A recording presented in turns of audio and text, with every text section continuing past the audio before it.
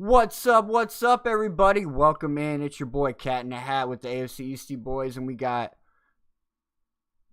Charlie Waffles. Waffles on the track as well. You know what it is. It's Week 15, NFL. Ooh, let me turn this On its head. I thought I had that muted already. Things are flip flopping all the way to the end of the season. Yes, they are. We have previous division champions that are already eliminated. We have other teams that have stellar quarterbacks that are eliminated. They just got eliminated this week in the Cincinnati Bengals. We'll talk about a little bit about Joe Burrow today and where his head's at, right? He had a couple weird press conferences the last really weird press conferences, some strange decisions on the field as well. Like, what's going on with this man's mental stability? And we'll get into all that. Don't you guys worry. Make sure y'all smash that like and subscribe. We had lots of interesting action in Week 15. We had a 44-year-old quarterback come off the couch and play some football. We had a fake kick. Hasn't played in 6 years. We had a fake kick. We had a good game between the Lions and the Rams. A couple other good games as well. There was a couple shutouts. It was an interesting Week 15, ladies and gentlemen. And this is your show, End Zone to End Zone. So go ahead, grab your snacks and your drinks and kick back and enjoy. So before we get into all the action, though, right? Let's get the commercials out of the way for you guys, so that you guys don't have to worry about it anymore, right? And we're gonna start off with Charlie's Choice Collectibles. We got 15% off and accepting all offers on items for the next up until Christmas. Basically, you can order it as late as New Year's Eve, and I'll make sure it gets sent out. Can't guarantee you'll get it by Christmas unless you order by the 19th. So you got 4 more days.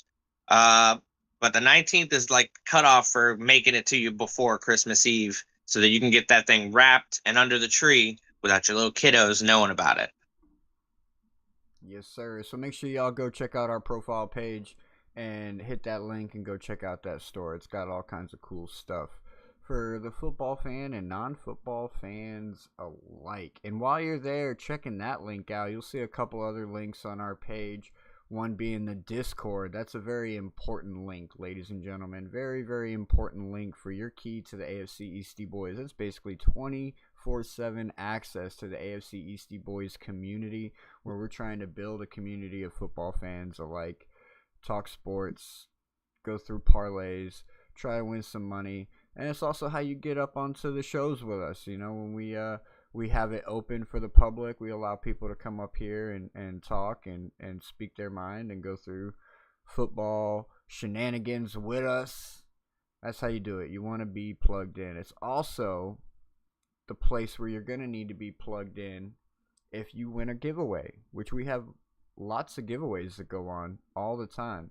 So you want to make sure you're plugged into that Discord so that you can get your win-ins if you win one of the giveaways. And one of the giveaways we got going on right now, ladies and gentlemen, for 500 subscribers. 500 subscribers. When we reach that 500 subscriber mark, we got a nice little Mike Gesicki 9x16 photo. 9x16 photo autographed of him in his rookie year wearing the number 86, hurdling over a dude with his one nice little famous hurdles. Nice little photo. He wearing the number 86. I know you guys are about to ask. He was wearing the number 86 because 88 was taken when we drafted him. So, 500 subscribers, and then we're going to give that out to somebody. It's easy to win it. Just make sure you're subscribed, obviously. Number one key. And then you want to share, like, comment, all the above. We're keeping track, and we're going to send it out to somebody who shows us the most love. Yes, sir. And also, I throw in a little bonus that if we can hit that mark by the end of the year, I'll add a $50 gift card to Charlie's Choice collectibles. You just we'll take care of all that. You just know that if we get there, you're also going to get that with the Mike Gesicki photo. So go ahead and push it, and smash that subscribe button, ladies and gentlemen. One more link we also got is Dolphins Cancer Challenge. Battling cancer. It's a real thing. We're doing what we can to help the Dolphins do what they can to help the Silvestri Cancer Research Institute do what they can in order to battle cancer. So far, the Miami Dolphins have raised $86 million, looking to raise up to $100 million since year one. And we're doing our part. For every $500 that we can raise, I will be running a mile per 500 all the way up until every day up until the 5K, which is in February. So, ladies and gentlemen, y'all can make me sweat. Give me some thick thighs, bro. I've had chicken legs my whole life. Can y'all give me some legs like this? Yeah. Get me running, ladies and gentlemen. You can find that QR code on the screen, or you can find the link in the profile page. Thanks for listening to our boring commercials. And now to your regular programming. Let's go! That Thursday night game. Oh, that Thursday night game? I did not see that coming for sure. But I'm not surprised either. One, it's a divisional matchup. And two, I feel like Kirk Cousins he's now in the mode to where he's working for a starting job next year. Like in the beginning, like he had a couple games where he came in and he looked like garbage. He looked like he was purposely. He's trying to make sure that he can still be on a team next year. Correct. So he went out I'm there. still relevant, guys. Yeah, so he went out there. He played a pretty good game. And they pulled off a win at the end. It didn't look pretty to start, right? Tampa Bay went out there and they were leading it for the longest. And then they blew a 14-point lead in the fourth quarter, allowed the Falcons to score 17 points in the fourth quarter to get that win. Which it kind of concerns me, right? With the Definitely Tampa Bay Buccaneers. Interception, an interception that led to a touchdown, and then a punt that led to the game-winning field goal. Because they traded touchdowns in the fourth quarter to get Tampa Bay up 14, and then they just let them come back. They had 2 unanswered touchdowns and then a punt and a field goal to seal the deal, and the Falcons took it home. Kyle Pitts went off, man. You were like one of 10 people that played Kyle Pitts. Oh my God. 45 fantasy points. This man basically won me my game before Sunday even hit. I watched it. I'm like, bro, how does this guy already have 60 points and we've only been through Thursday night? Oh, Kyle Pitts. He actually played him. Good job, Kyle man. Pitts. Good job. Because he was sitting on a lot of people's benches, man. He hasn't had no kind of production this year. But that was one of my. I was high on Kyle Pitts last year. I don't know if you remember or not because of the Kirk Cousins move. But then they switched from Kirk Cousins to Michael Penix because Kirk Cousins has always been a tight end friendly quarterback. Like you can go back. Yeah, to he the liked Viking to sling it to the sides with the big guys. Mm-hmm. So that was a good call. Helped you win. Definitely helped you dominate. It definitely didn't hurt. It helped me dominate, even though I'm at the bottom of my league. At least my divisional conference. Or in one league, in the other can't win leagues. Yeah, I know. I'm dominating in one league, and the non-money league, I'm doing great. The money league, I'm 5-9. Go figure, right? But that just goes to show you. It just shows you when you do it for fun, and you don't really give a shit about the goal at the end, you can do well. Well, not only that, like I feel like it just goes to show you the level of expertise or experience in one league to the other. You know what I mean? Because like Yeah, I guess you could say that. the money league that we're playing in, it's been there for a while. All these guys have been playing fantasy football for a while, and it's like you're playing real deal fantasy, to whereas the other ones are they're your casual fans. You know, like you can look Yeah. at Team Evans for example. You know, he's definitely your casual Dolphins fan. Always going Dolphins heavy, you know what I mean? It's like he's just now. I noticed this year he didn't go as Dolphins heavy as he did like the previous 3 years I played with him. You know what I mean? So it's like people. It definitely makes you mix it up and watch other teams that you wouldn't normally watch to see who's like who out of everybody is really doing the best.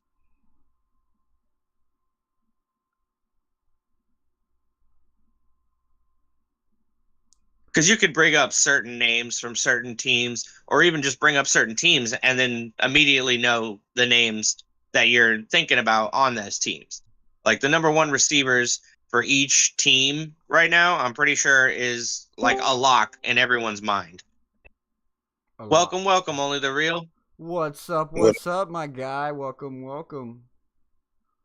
How y'all fellas doing today? Oh, we good. Do it good. Do it good. We good. We ready for a Dolphin win tonight, but we not there yet. We saving the good stuff for the end. The best for last, buddy. I have to go get that terrible towel I got over in the corner. Oh, are you going for man? My girl already got her shit laying on the couch. Is she a Finn fan or a Steeler fan? She's a Steeler fan. Oh, that's my boy Waffle over there. They're Jets and Steelers over there. They're a divided house too. Yep. Divided house. I mean, I've been trying to get her convert. She's been trying to convert, but Miami ain't gave her no reason to convert.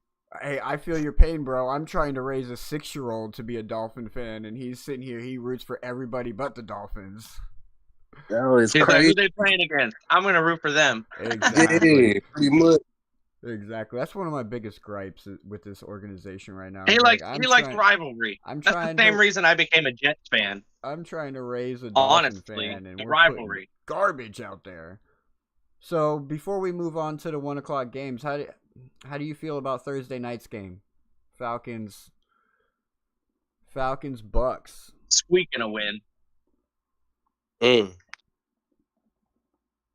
I might go with the Bucks on that.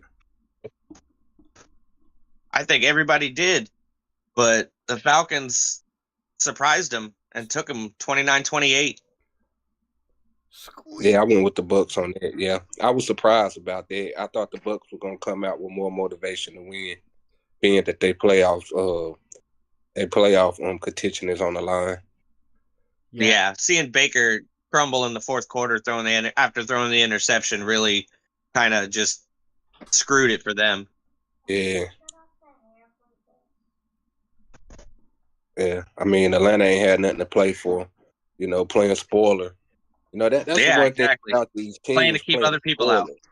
Yeah, like, they teams still got to come to play, yo. Like, even with, the Miami, the game tonight, the Dolphins and Steelers, like, we should have it in our mind frame to play spoiler to the Steelers, not to come in thinking we need a playoff win. You know what I'm saying? Like, I don't know. It just seemed like teams that play the spoiler position, they had an extra edge over a lot of teams that's already in or fighting to get in, it seems to me.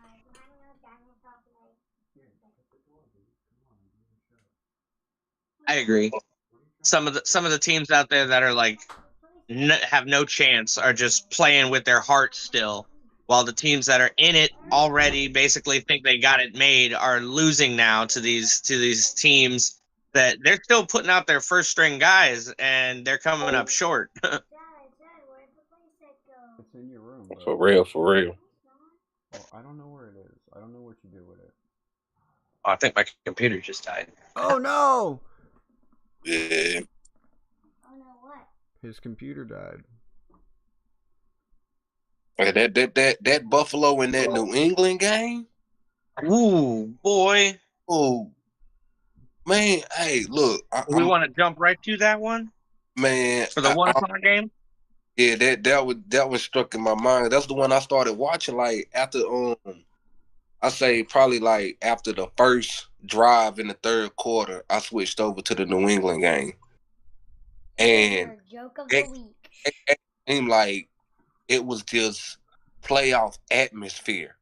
Like if you was watching that game, you felt that playoff energy. And Oh, you yeah. know, I don't know.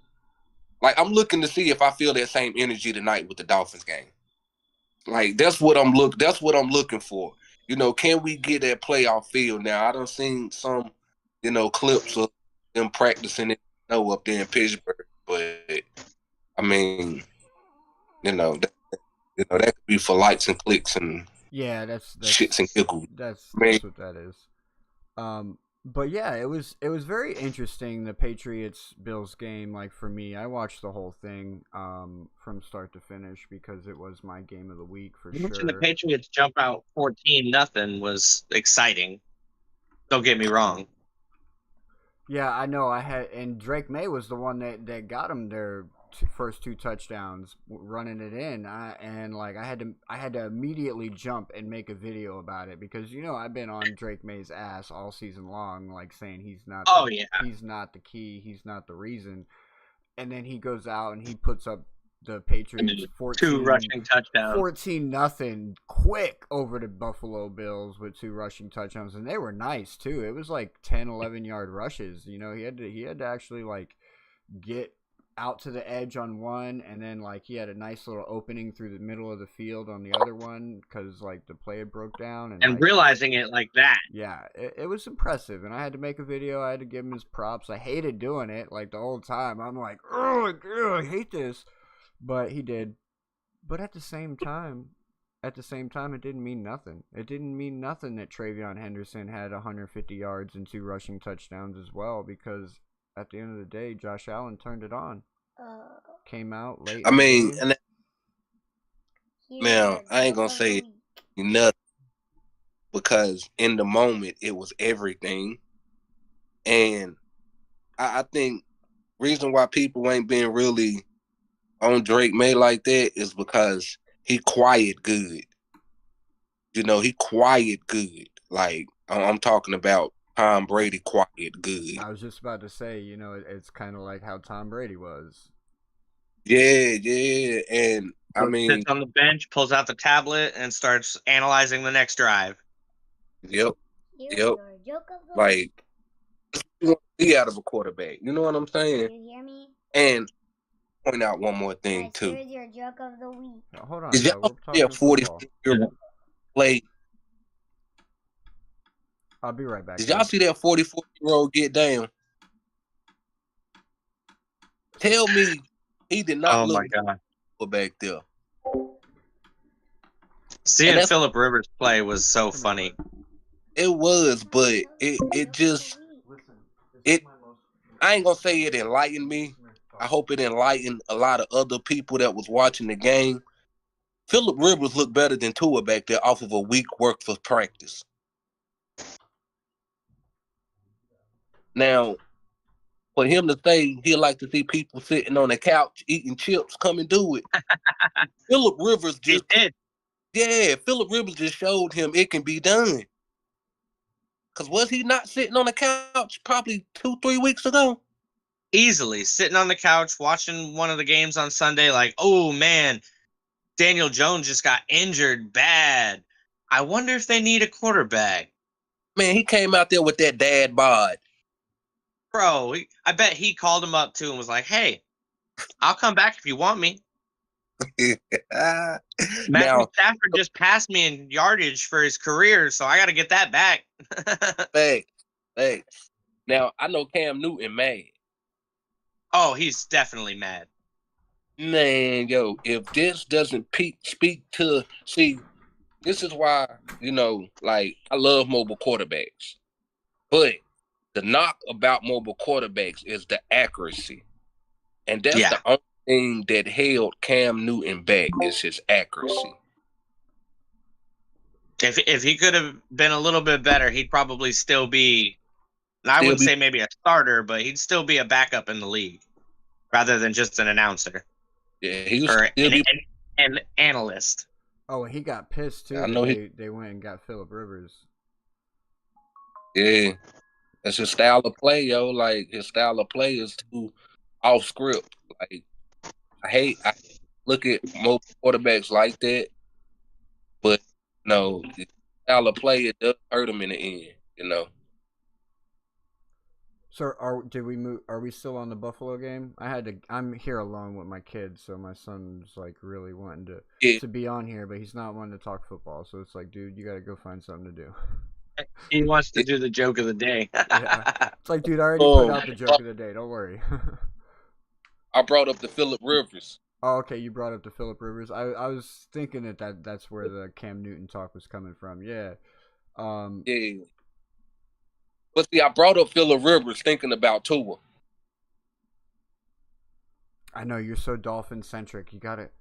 I am too, bro. I always want to talk Dolphins. We're not there yet. Save it. Save it for the end. Yeah, but the only reason okay, I'm gonna save it to the save it till we get to the game preview for tonight.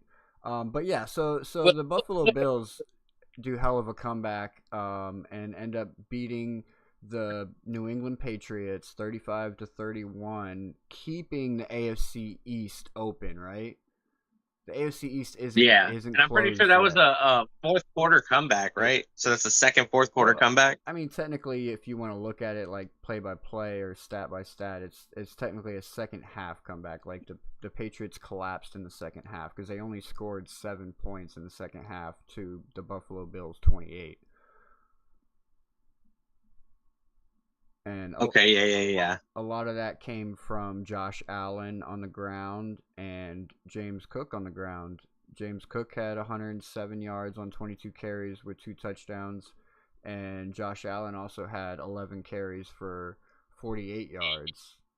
And he threw for under 200 yards, but he did get 3 touchdowns. So just cheapskate. Josh Allen doing cut me short with my 200 yards. Yeah, that's all we need. He needed 200 plus. That's all we need to do. Yep. But he distributed this ball around to pretty much everybody on this team. I mean, you had 1, 2, 3, 4, 5, 6, 7, 8, 9, 10 targets from Josh Allen. 10 different targets. And that just goes to show you, like, they don't have a clear number 1 over there.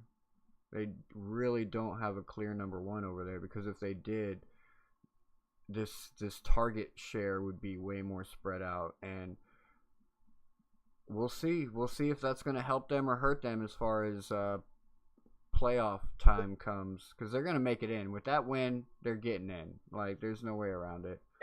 It's just a matter of Buffalo. Yeah, it's just a matter of, are they going to have the division, or is Patriots going to have the division? So that's where the AFC East stands right now. We got the 2 top juggernauts right at the moment, Bills and Patriots, fighting it out. F you guys, as us Dolphin and Jets fans sit here looking up. I don't even want to look 311. I'm 311. I'm going to go listen to 311. I'm going to play Amber because that's the color of my energy. But you guys have a bright future, man. I ain't going to do nothing but I know. respect. Got to put a flashlight behind the amber so it looks brighter than it actually is. You ain't going to do nothing but respect New England and Buffalo at this point. Yeah, for sure. Yeah, they put on a hell of a show. That was a game worth watching. It was. I mean, I'm about from the fact the way New England was out of the division and came back on top of the division. And, you know, I just got to give Buffalo their respect. They've been on top of the division, 6 years? All right, so what's the next game on the 1 o'clock? Chicago and the Browns. Chicago and the Browns. Chicago took care of business. I mean, as expected. I mean, certainly. I don't think anyone expected that well of business to be handled, but it's the Chicago Bears, and they're looking really good right now. Well, you also got to look at who they're playing. We're the Cleveland Browns. Like, not the best in the business. They did get 1 field goal, and then a lot of punts. A lot of punts. They handle business, though. All right. from what I understand, the whole first quarter of the game, or was it I think it was the first drive or first two drives of the game, Shador Sanders actually had the wrong playbook in his little wristband, and they ended up having to change it. So, I mean, that's not a good. That's not a good. Old Cleveland Browns. Right, man.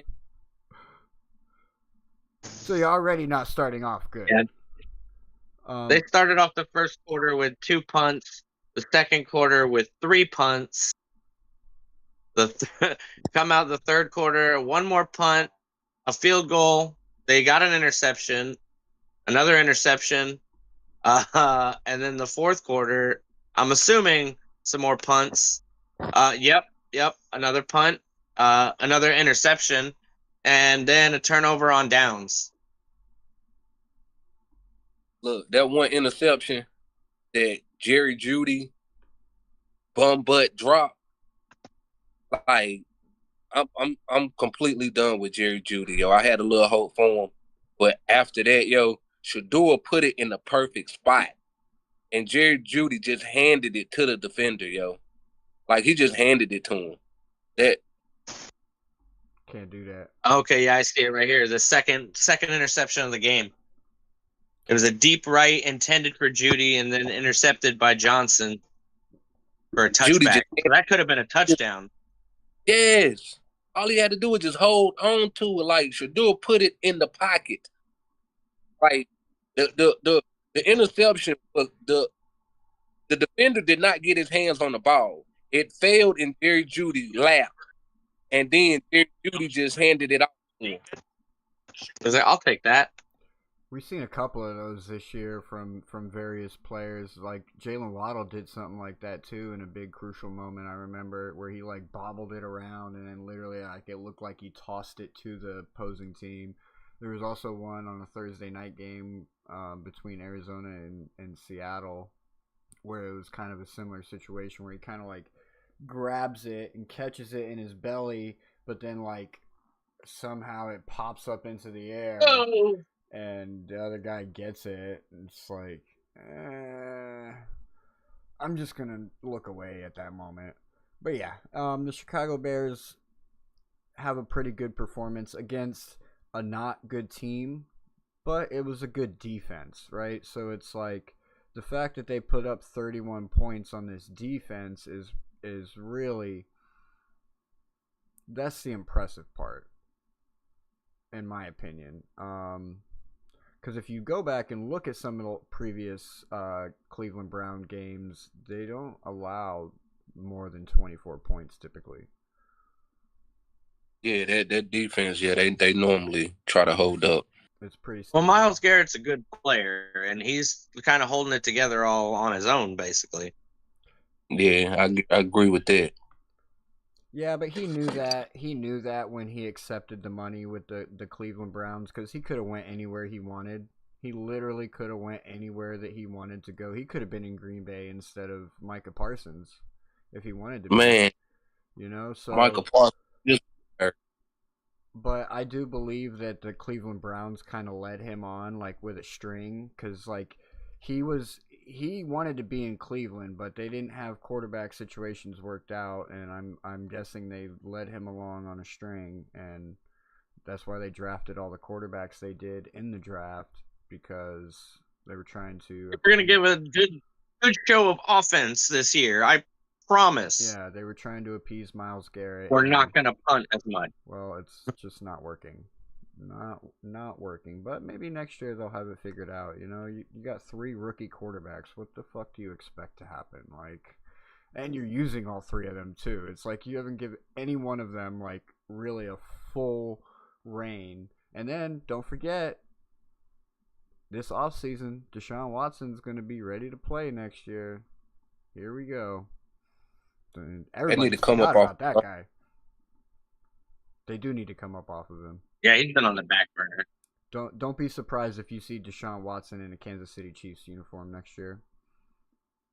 Wow! To start their season, and we can go ahead and segue. Too soon? We can go ahead and segue into that. No, it's not too soon, because we're going to segue right into that game with the Chargers and the Chiefs, right? Because that's a 1 o'clock game too. And the Chiefs get eliminated. Not only do they lose that game to the Chargers, they lose their playoff spot, and Patrick Mahomes goes out with an ACL tear, probably meaning he's not going to be back until late next season. And I don't know if y'all remember me telling you guys in the offseason, like, this year's not going to be good for the Chiefs. Next year they're probably going to be building. 3 years, 4 years from now, like, you'll see them fighting and making a good run. A good run. Remember, Tom Brady did the same thing. Same thing happened to Tom Brady. It's kind of weird that literally the same thing happened to Tom Brady around the same time frame. All the stats are the same. Tom Brady had 3 Super Bowls when he tore his ACL in year 8. And then Patriots still went on to have another dynasty. So don't be surprised if you see Deshaun Watson in a Kansas City uniform. Hey, I don't know. He had a whole year of rest, so he should be, healed up. He's been out of the league for 2 years now, right? Like, he's been, yeah. He's been on the Cleveland Browns for 3 years, because I remember we were like, there was drama for him to come to Miami, and I'm so glad that we dodged that bullet. Oh my gosh, I'm so glad we dodged that bullet, especially looking back at it now. Like, I don't think he was disappeared. You're kind of breaking up, Kenna. But yeah, I'm just glad we dodged that bullet, because looking back at it now, he hasn't played but 10 games in 4 seasons, and even in those games he was like not the same guy he was in Houston. I feel like they got a lot to do with the Browns. Well, yeah, I mean, of course he should have known that. I mean, obviously, he was going for that bank. But it was a trade situation, though. But he still got paid. He got paid big money. I'm just saying, he really didn't have no control of where he was going. Yeah, I don't know. I haven't looked at his contract. He might or might not have had any kind of trade clause in it. A lot of quarterbacks usually have a trade clause in their contracts to where it's like they kind of have a say in it. But Deshaun Watson's the type of guy that he just wanted the money anyways. Kind of like, so the Kansas City Chiefs get eliminated by Dicker the Kicker. Dicker the Kicker. Yeah, this was an ugly game. And the Baltimore Ravens showing life against the Cincinnati Bengals. Oh, okay. Let's get it. Yeah, because there's not a whole lot to talk about with the Chargers Chiefs. That was a very boring game. Field goals all day long. They lose Patrick Mahomes. That was an aggressive game, though. That was an aggressive game. They was out there more fighting, yo. Yeah. But yes, the Baltimore Ravens. Ray Rice got one of the old school hits. He laid on the ground for a good 5-6 seconds. Fuck Ray Rice. He made me miss my touchdown parlay yesterday. 8 touchdowns, bro. They hit in 8 parlay, bro. $1 would have won me $276. 8 touchdowns. Rashee Rice was the only one I missed. Fuck that guy right now. Dang, bro. Damn is right. Fuck Rashee Rice. F him in the moment. But next week I'll need him. But this week he made me mad. But yes, the Ravens handled business against the Cincinnati Bengals 24-0, shutting them out, making them look like the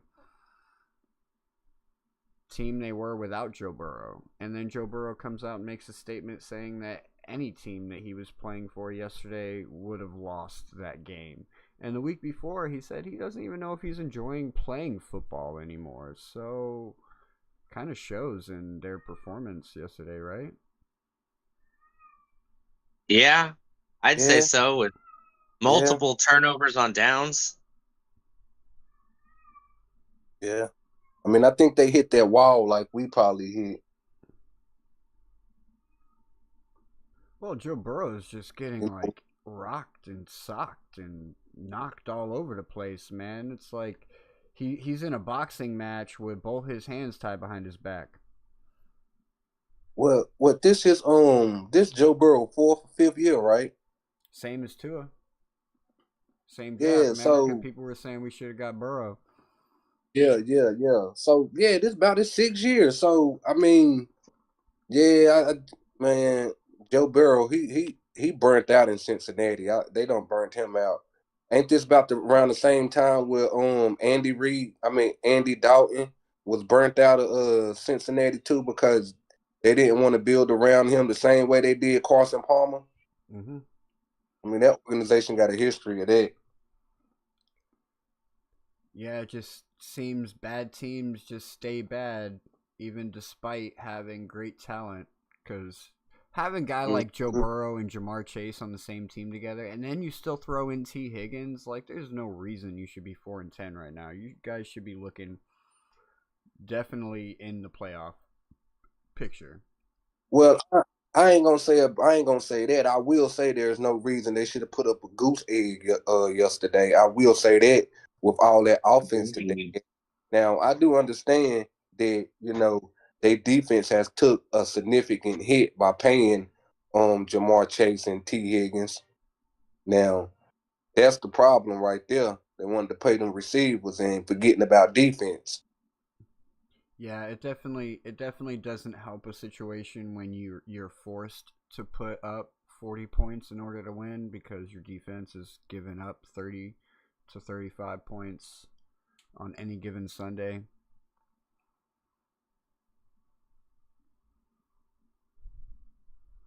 But I mean, Lamar Jackson didn't look bad, I guess. 150 passing yards, 2 touchdowns and an interception. Not great, but not bad.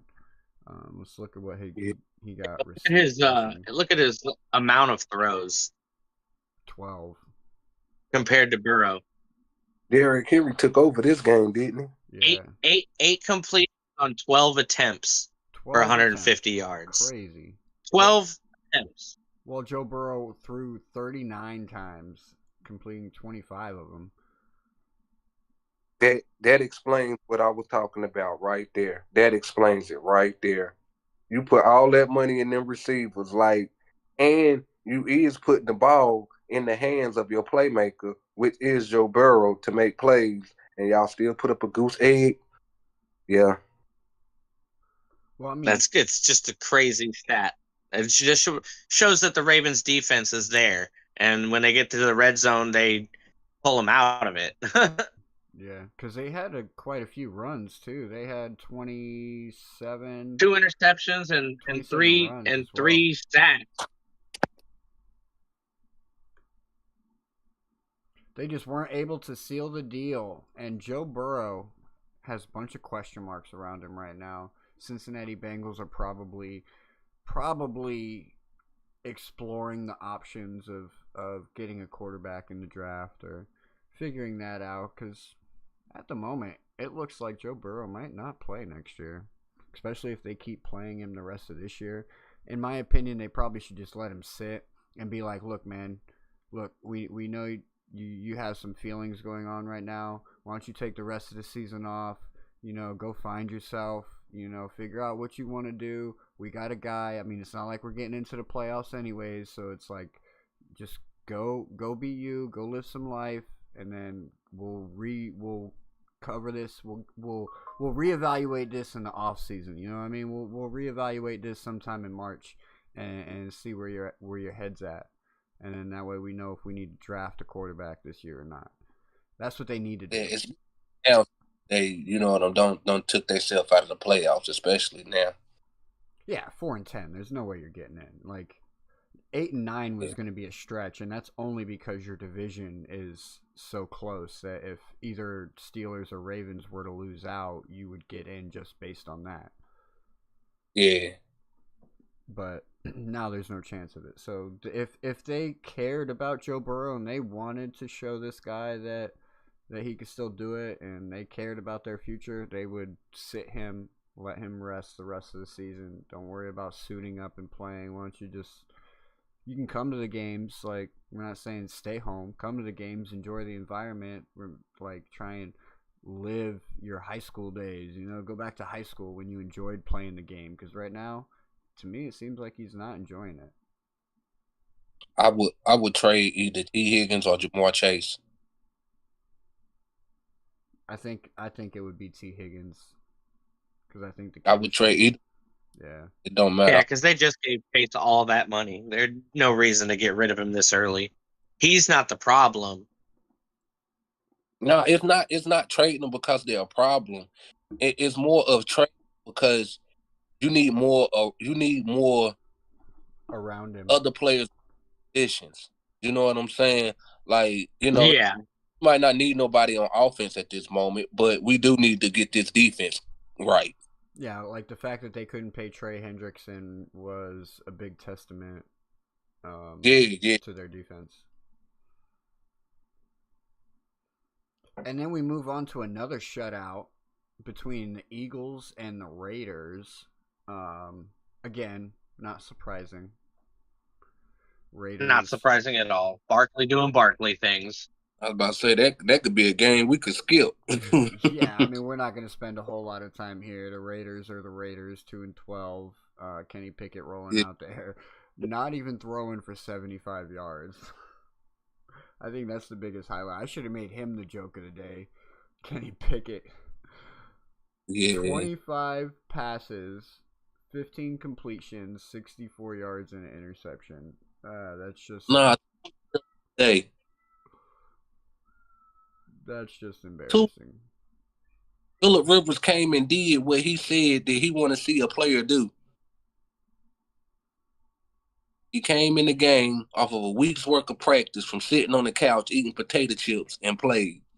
How hard is it to her?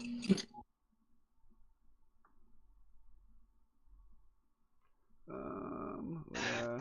All right, so let's move on to the next one. Since the Philadelphia Eagles move on to be 9-5, so they're still leading their respective division.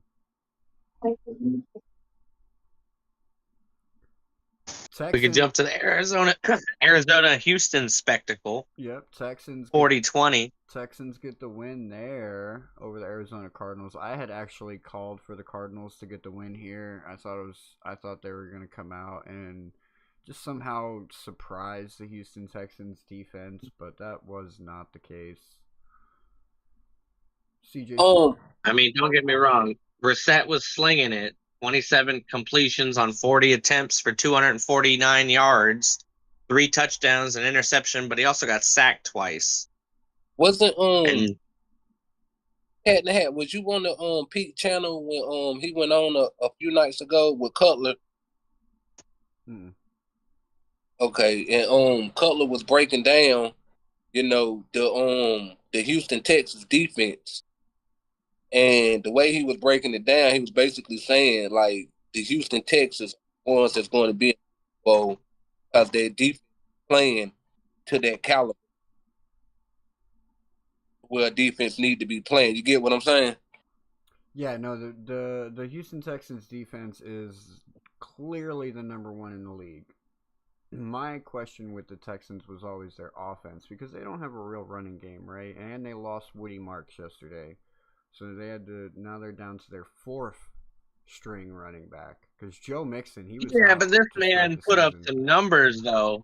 He did. 15 attempts, 101 yards. He did. After losing Woody Marks. What's up, Cat for Jade Life? Jordan Thanks for stopping by. Yeah, Jaden Jordan. And on top of that, 2 catches for 17 yards. So he caught both of his targets. My laptop's being stupid. I know Nico Collins connected, or CJ Stroud connected with Nico Collins for 2 touchdowns and 100+ yards yesterday. 85 yards is what it says here for Nico. Okay, yeah. 85 yards on 3 receptions, 2 of which were touchdowns. On 4 targets, so he was only thrown to 4 times. Dalton Schultz getting a lot of the looks, 9 targets. He got 8 of them for 76 yards and a touchdown as well.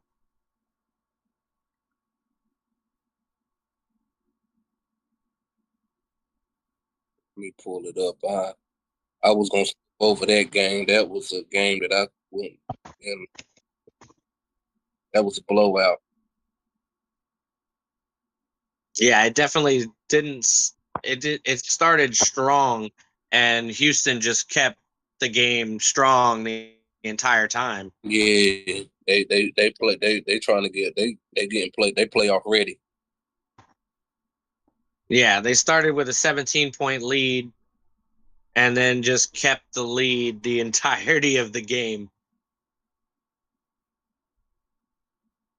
with gradual increases every time Arizona tried to come back and score.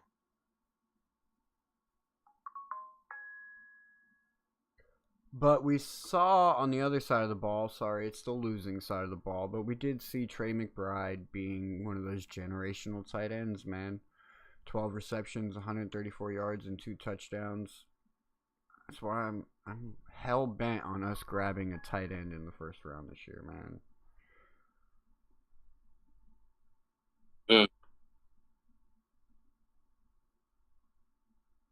So yeah, Michael Wilson was a nice subtle second with 5 receptions for 54 yards and a touchdown on 11 targets, which could have been better. So the Houston Texans sitting at 9-5, definitely looking like they can make it into the playoffs. How do you guys feel about them in the playoffs? Do you think that they are a team that could make a run, or do you feel like they're a waste of space and they're going to be one and done? If they For could, who? The Texans. Houston Texans. Yeah. They defense is playing like I don't know. I mean, I know y'all probably remember the fans out there that's listening. You know, I hope y'all can remember them years where Houston Texans solely got to the playoffs based off of their defense with J.J. Watt. Now they're playing to that same caliber this year. They're gonna be a scary team in the playoffs, in my opinion.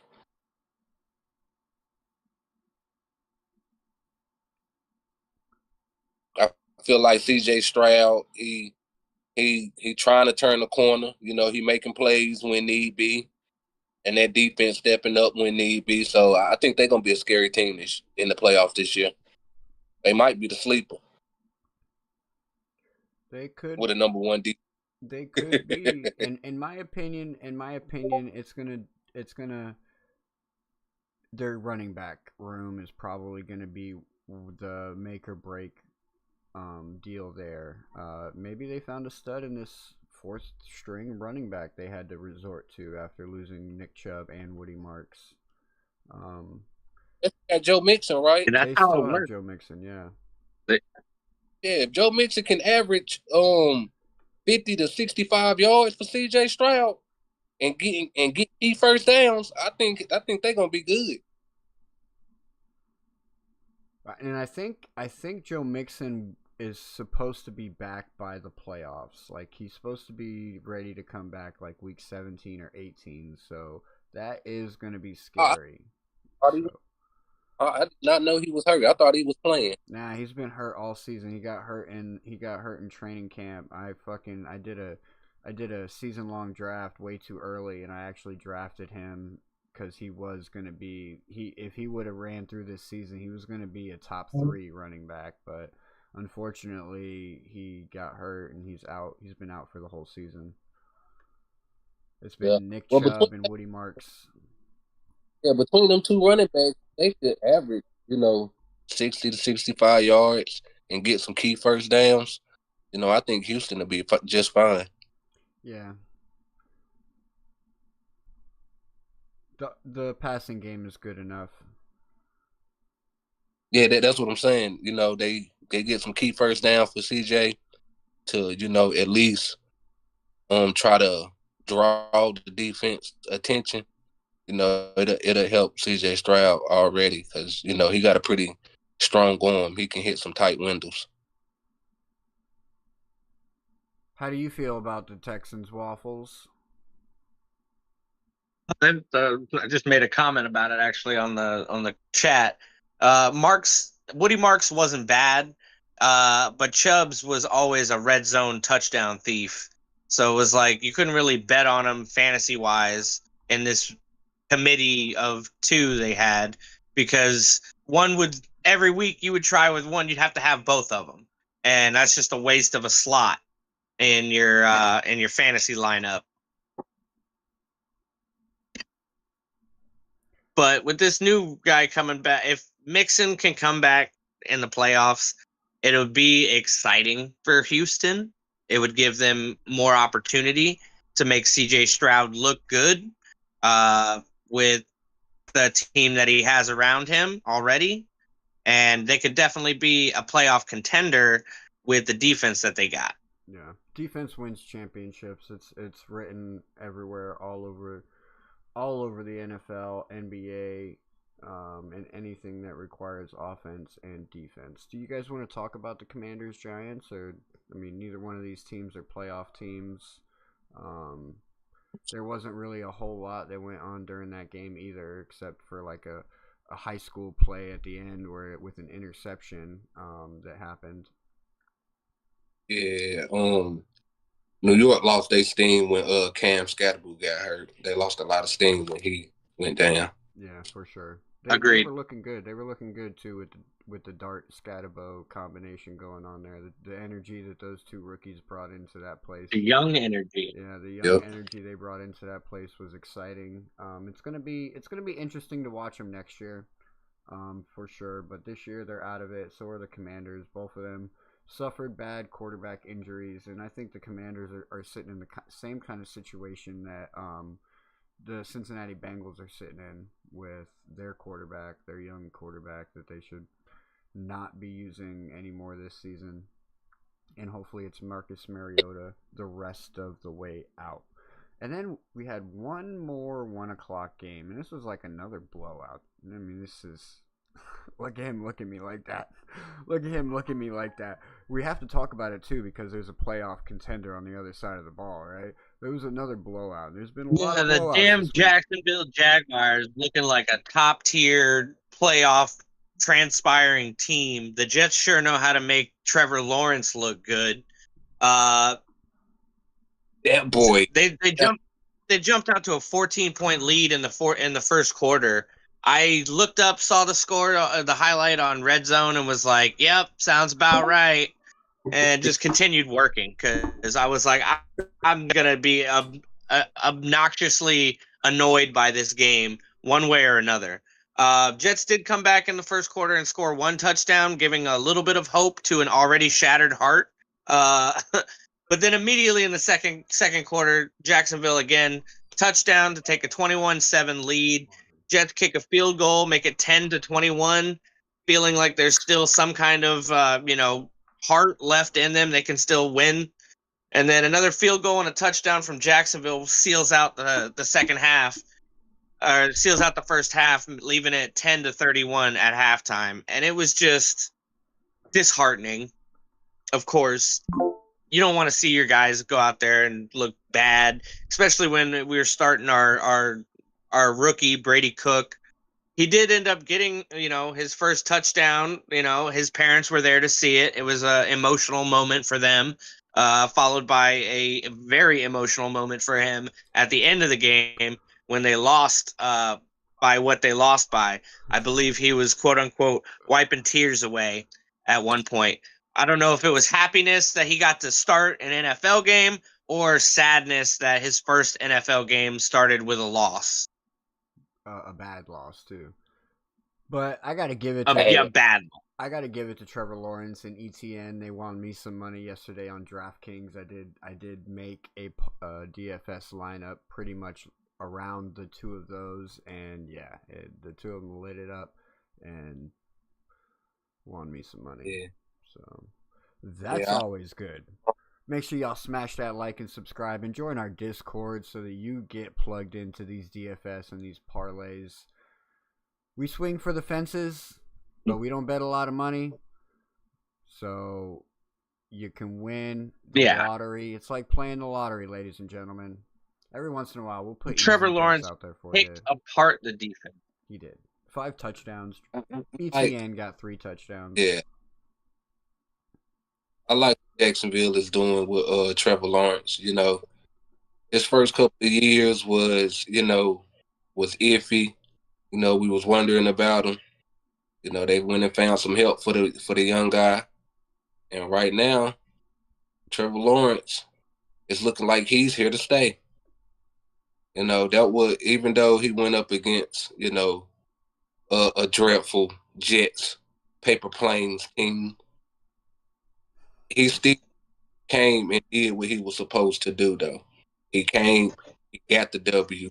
Not only did he get the W, he got it in a very convincing way, and that's what, you know what I'm saying? Yeah, they wiped the floor with us. Yeah. Like the fact that they didn't leave no second thoughts to be thought about is real impressive. And, you know, that's good momentum going into the playoffs, which they are in. And, yeah, I like the way Trevor Lawrence is looking this year. Well, I mean, I'm going to be honest with you right now. Like, if the Dolphins don't make it in, then the Jaguars are going to be my team. I mean, it's a Florida team. I have no reason not to root for them in the AFC side. So hopefully they keep it up. But I mean, I hope they lose the next 3. You know, if that makes any sense. See, you know, Dolphin fans know what I'm talking about. Right?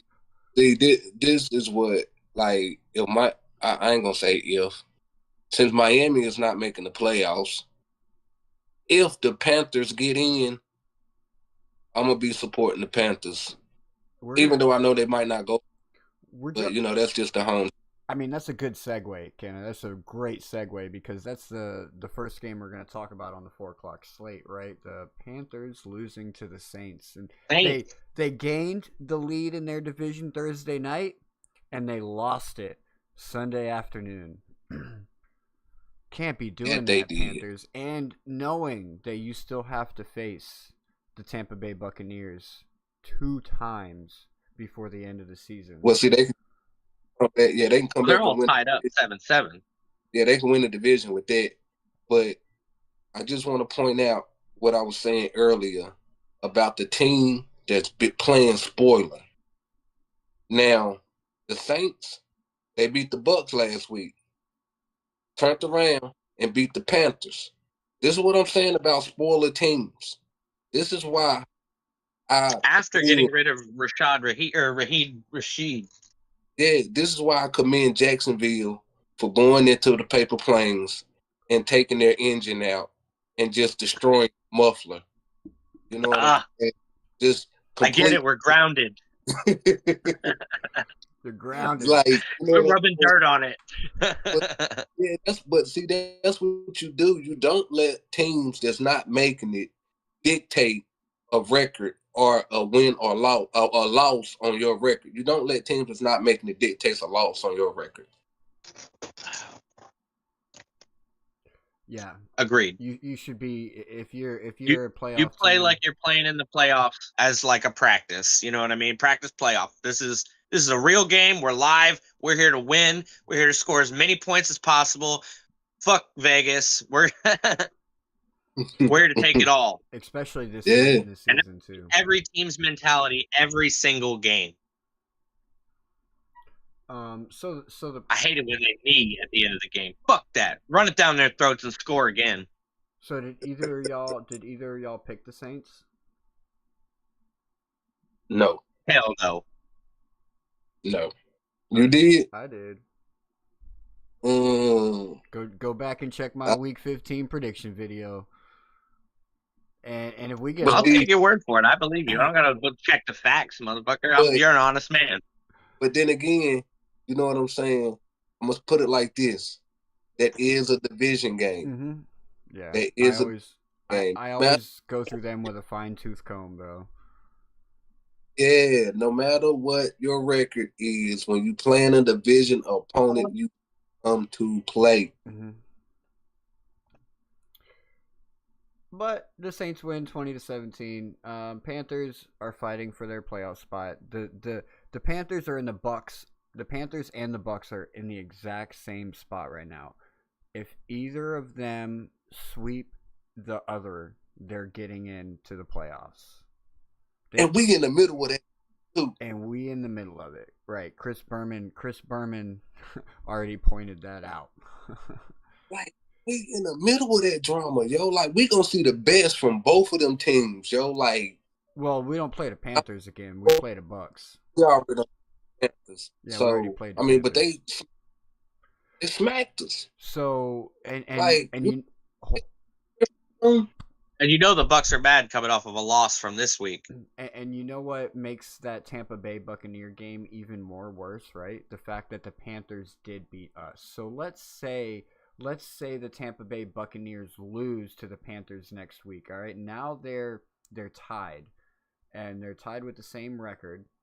And now the Tampa Bay Buccaneers have to come into Miami and play Miami, and they need that win because if they lose to Miami and they have a tie record with Carolina, they lose the tiebreaker because Carolina beat Miami and Tampa lose to Miami. So that game just got a whole lot tougher with this situation that's going on between Carolina and Tampa. Yes, we're smack dab in the middle of their drama, and I don't like it. Yeah, I like when drama like it would just make football that much more exciting. Like that fight in that Kansas City and Chargers game.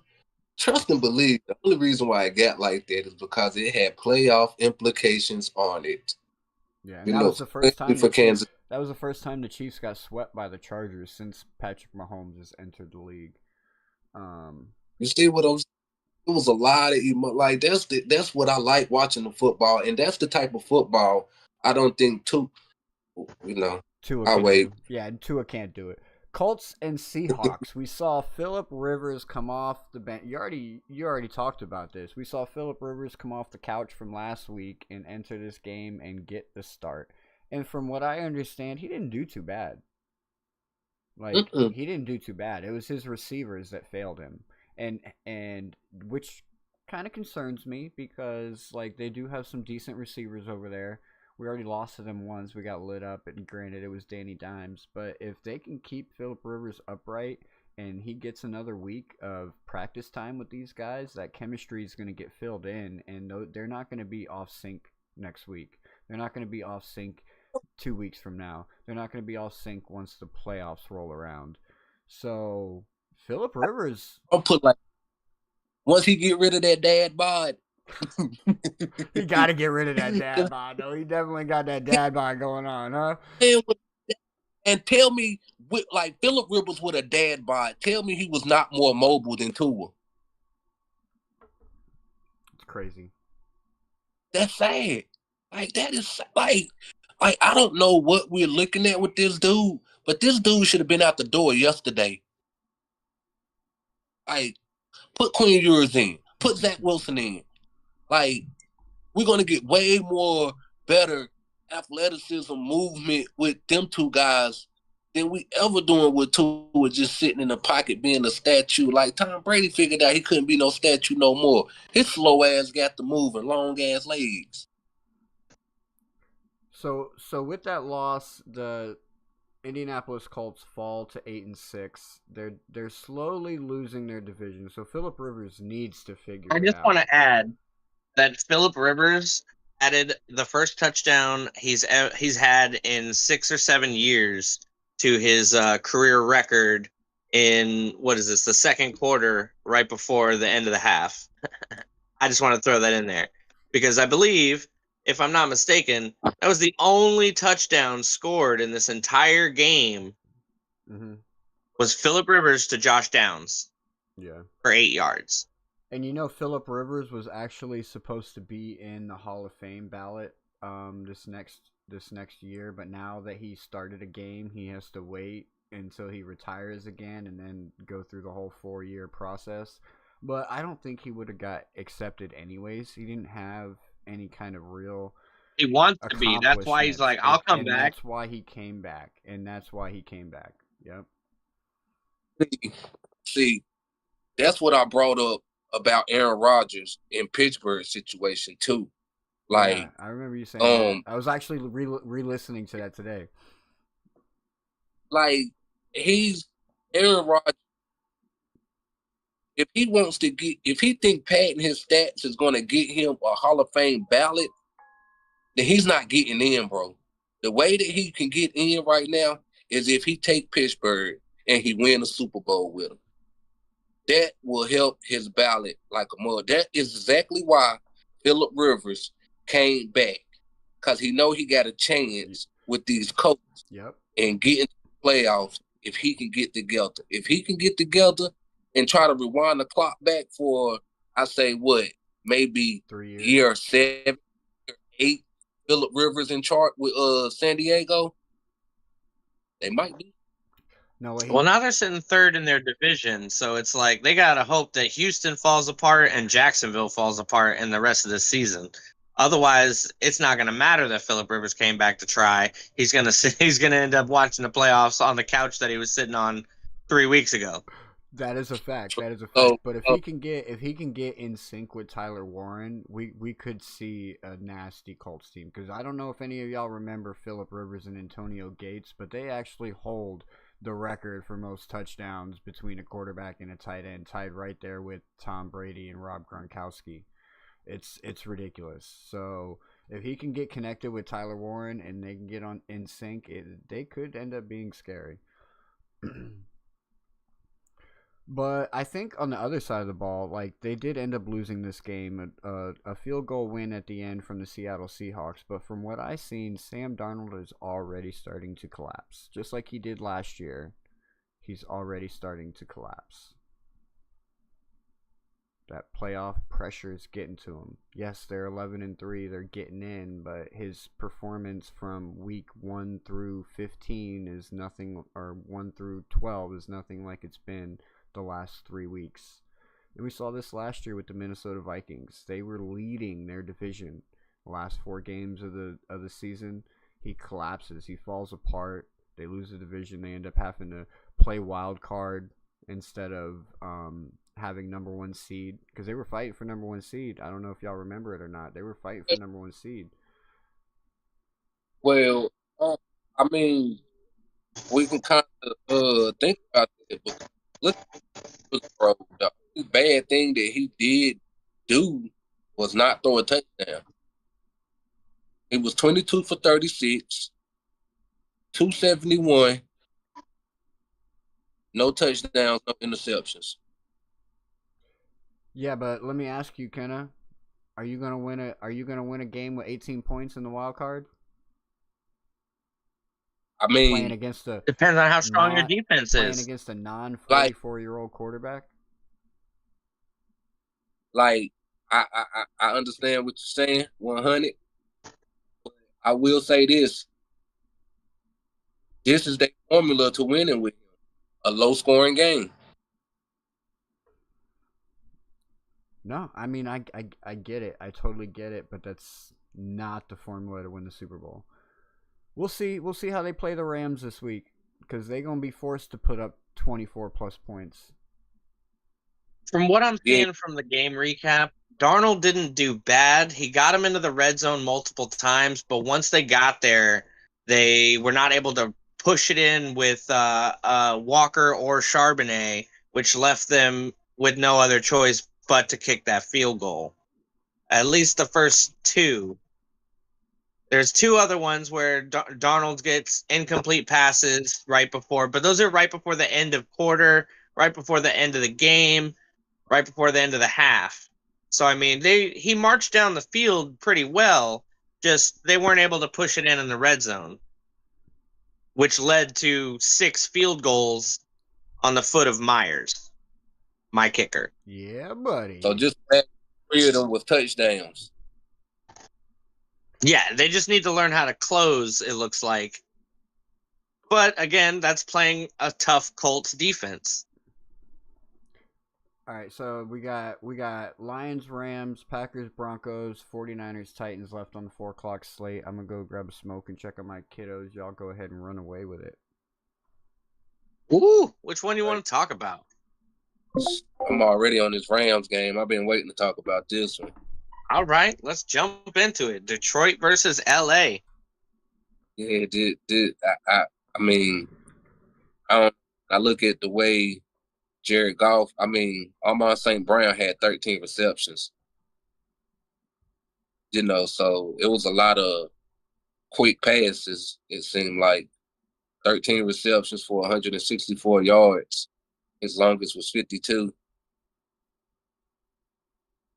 So Jared Goff, he averaged 8 yards a pass. So, it was a lot of Yeah. passes for him. And Amon Ross got 2 touchdowns with that 164 yards too. So Yeah, he definitely was spreading the ball around too, because Williams also had 7 receptions for 134 with a touchdown. Definitely, Amon Ra got the lead literally lion's share of the targets with 18. Yeah, him and Williams, that was the main 2 targets, and then Gibbs backfield. Yeah, when I was looking at this game and I was watching it, I was just like, why don't they? But it's hard to make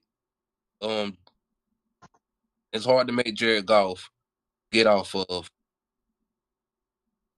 No. I mean, when the man's out there making the spectacular catches, like, you're gonna throw it to him, like, Yeah, it but just makes sense. yeah, okay.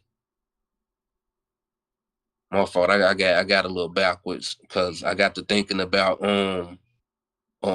Matthew Stafford and the way they was putting up points. But yeah, that Jared Goff, man, if the Lions can't pick it up with him, it might be curtains for him. Yeah, he's definitely getting to a point in his career where the Rams didn't want him. They sent him packing to Detroit. Yeah. And they've been doing decent with him, but they haven't been doing spectacular, which is surprising considering their run game. Their run game did get shut down on this one, though. They had a lot of problems in the third quarter, from what I can see. 2 touchdowns from the Rams and nothing going on from Detroit. So they came out after the second half and they punted twice.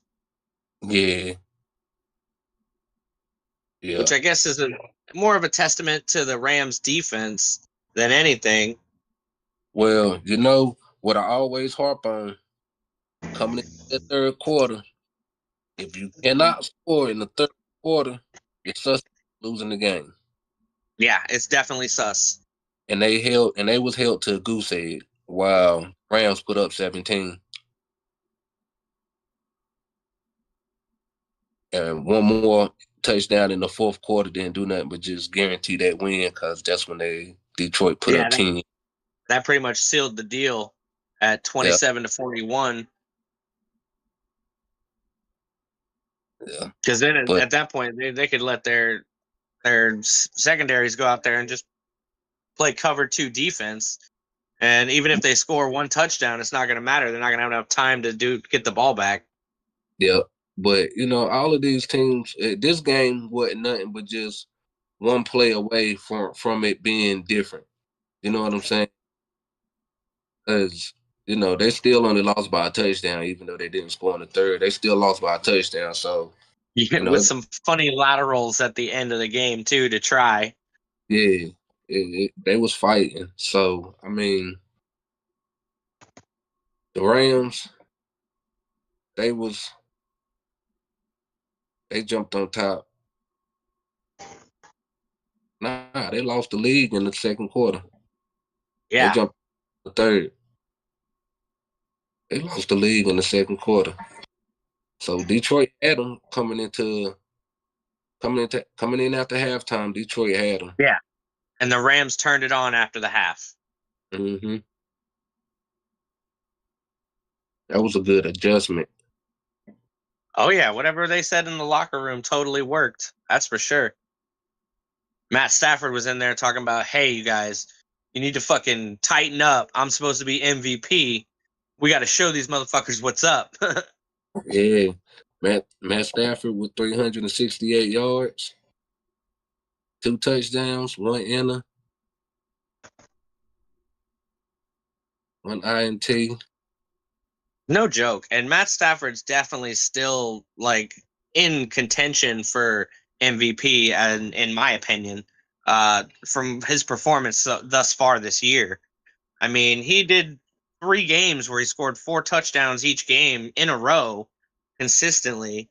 And for him to put up 2 with 1 interception in this one, 368 yards, like against that Detroit defense, it's no easy task. Yeah, Detroit do got a hard-nosed defense. You know, they was able to tote that rock a little bit, averaging 5.2 yards on the ground, 2 touchdowns on the ground, 78 yards. You know, they was able to tote that rock. That's what helped them out. Yeah, but when you're Puka Nacua catching 9 balls for 181 yards, like Goff's got to do better. He's got to be able to push that ball down the field like Stafford was. Yeah, that's why I said, like, when, you know what I'm saying, because he averaged what? Goff averaged 8.8 yards. I mean, 8 to 9 yards a pass. Yeah. And Stafford, let me see real quick. Was 9.96. 9.6, yeah. So he averaged a little more. So, that's skewed. I feel like that's crazy. Yeah. The big thing being the yards after catch. Like Puka Nacua, 55 yards after catch compared to, where's Amon-Ra St. Brown? All his catches were caught, and then I'm pretty sure he was down. Let's see. Well, he got 60. 60. It's just shocking to see the Rams still won this game. Okay. With this much offense on both sides. Well, yeah, I mean, because I think even the Rams did it, because the Rams, Williams, you know, his longest reception 19 yards. Who is that? Cocon? His longest reception was 24 yards. Yeah. Stafford and only. then Devontae Adams was 4 for 71, his longest being 21 yards. But the big name in the game for Stafford's touchdowns was Parkinson. My fault. 75 yards, 2 touchdowns. You looking at Detroit? No, I was looking at the Rams, but I was looking at rushing. Oh, okay, yeah. Corum. Okay, yeah, Corum. Okay, yeah, He had one breakout run. Yeah, his longest reception was 39 yards. Who was that? Nacua? Yeah, Nacua. Puka Nacua. 39 yards reception, 55 yards. I mean, yeah, Matthew Stafford was trying to push the ball a little more than Jared Goff. Well, he's also fighting for MVP, which he rightfully so deserves, because Drake May's putting on. He's stepping it up. Drake May is definitely stepping it up and adding in some rushing touchdowns, and that's what's going to give Drake May an advantage over Matthew Stafford. But it's going to be hard if Matthew Stafford puts up 35 touchdowns in the regular season and close to 4,000 passing yards. It doesn't matter how many rushing touchdowns Drake May gets, like, he's not going to be able to compete with Matthew Stafford's passing touchdowns. But run the ball, I throw it. Yeah. I'm a quarterback. But one thing what are you, a running back? One thing that scares me right now is the Devontae Adams injury. It definitely hurts their offense a little bit. It definitely raises some eyebrows, yeah. But the emergence of Kobe Parkinson as their tight end, their clear, surefire tight end, I think they will be okay, and they're still my favorites to win the Super Bowl. Oh, the Rams? Yeah.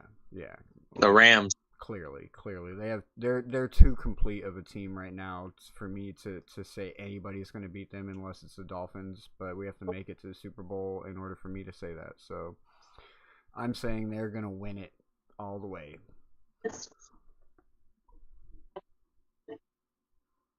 So let's pop over to the Green Bay game. Oh, Green Bay, 2 division leaders battling. Green Bay and the Broncos. Broncos squeak away a win here. Well, I was going to say, I believe Chicago's division leader now. Yeah. The Bears. I lost my stats. I had to give I'm waiting 3 years to say that. I had to give my laptop up to my son because my kids were literally about to hammer each other in the head. Fighting. Well, we don't want fighting amongst the children, so that's okay. Yeah. But yeah, we're gonna let them fight. Cause whoever, hey, we gonna figure out who always the one doing shit by the winner. Well, I got a 12-year-old and a 6-year-old boy and girl fighting each other, so I already know where the problems start with a preteen girl and a 6-year-old boy. He's just trying to have fun and play, and she's like, "Ugh, you're gross. Get away from me." Pretty much. So the Broncos started this game trying to, with a decent drive that started at the 35. They got to about the 47 before Mr. Harvey decided he was going to fumble the ball and give Green Bay an opportunity. With 9 plays, they go 22 yards and kick a field goal to start off 3-0 or 3-0 over the Broncos, who then proceed to punt before the first quarter is over. Second quarter, different story. Now we started seeing a game. Green Bay, another field goal, and then Bo Nix gets his hands on the ball and gets a nice short pass to M. Bandy for a 20-yard touchdown. Green Bay slaps back with a touchdown of their own from Jordan Love to Josh Jacobs for 14 yards. And then Bo Nix again. Let me just come back out here. And short pass to Humphrey for 5-yard touchdown. Green Bay takes the lead with a field goal, 16-14. And that's the end of the half. Yeah, it was a pretty back and forth game the whole way. I think the biggest takeaways from this game was all the injuries that happened. There were some key injuries on both sides of the ball. I think the key injuries were probably more hurtful for the Packers than it was for the Broncos. I have not checked. Well, name some people that got injured. I don't know. I don't know now, because coming into the third quarter, Green Bay scored a touchdown. Broncos punt. Green Bay throws the interception. That could be where the mishap happened right there, because that next one, that's when Denver comes back and score. And that's where Watson got injured on the play. Yep. And then Green Bay punt. And then Green Bay loses Micah Parsons. Yeah. So, I mean, I feel like after they came out of the half and they scored that touchdown and they got that punt, which they did what they were supposed to do. Score, stop. Now it's time for us to score again. Jordan Love throws an interception. 9 seconds. So what's that? First play of the drive, he throws an interception? Yeah.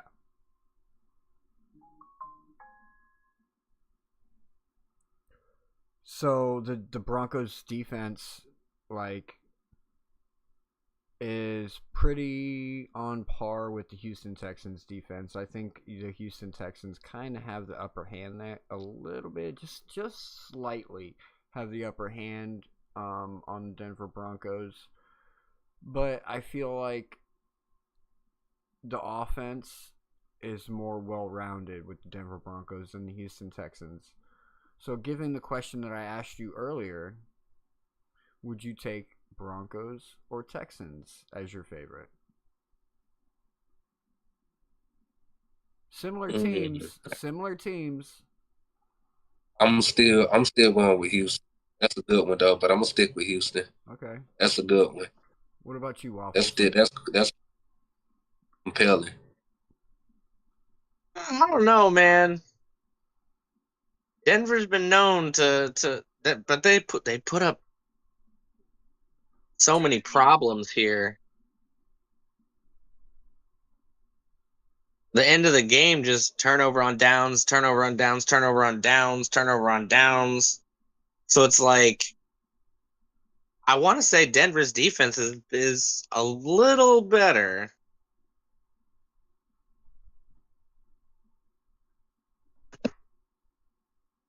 I mean, we can put pen to And the way paper. Bo Nix has been playing on offense is definitely outshined CJ Stroud.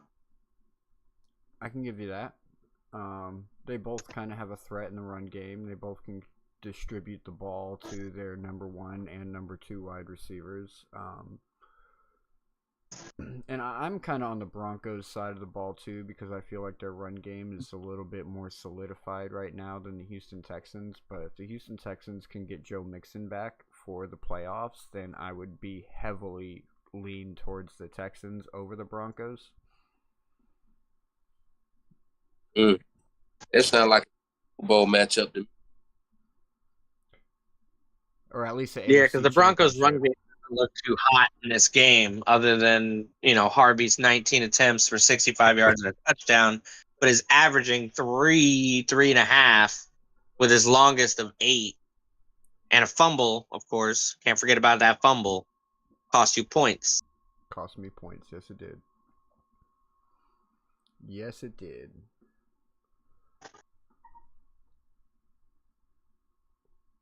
So the Broncos win and the Patriots lose. The Broncos are now currently holding on to the number 1 seed.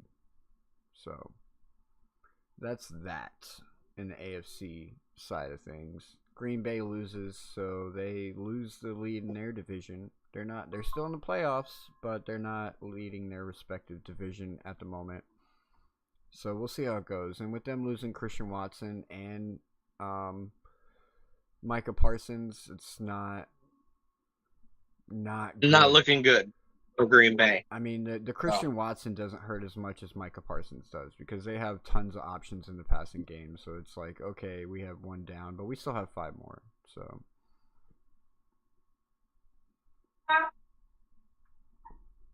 what's our next game, Waffles? Titans at San Francisco. Oh, yay. Titans at San Fran. Titans at San Fran. Oh, I gotta move this up. Oop, that's not it. What was that score? 37-24? So, to me, it Yes, San Francisco.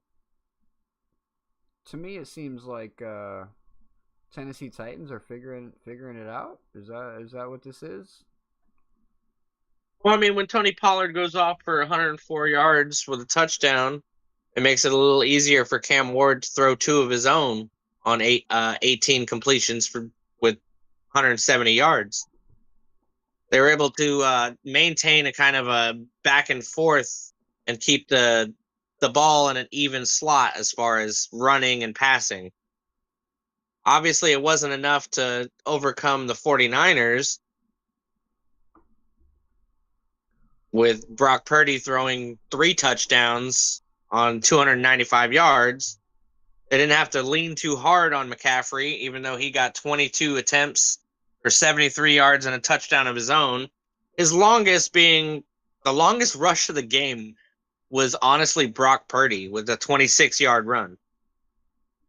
Yeah?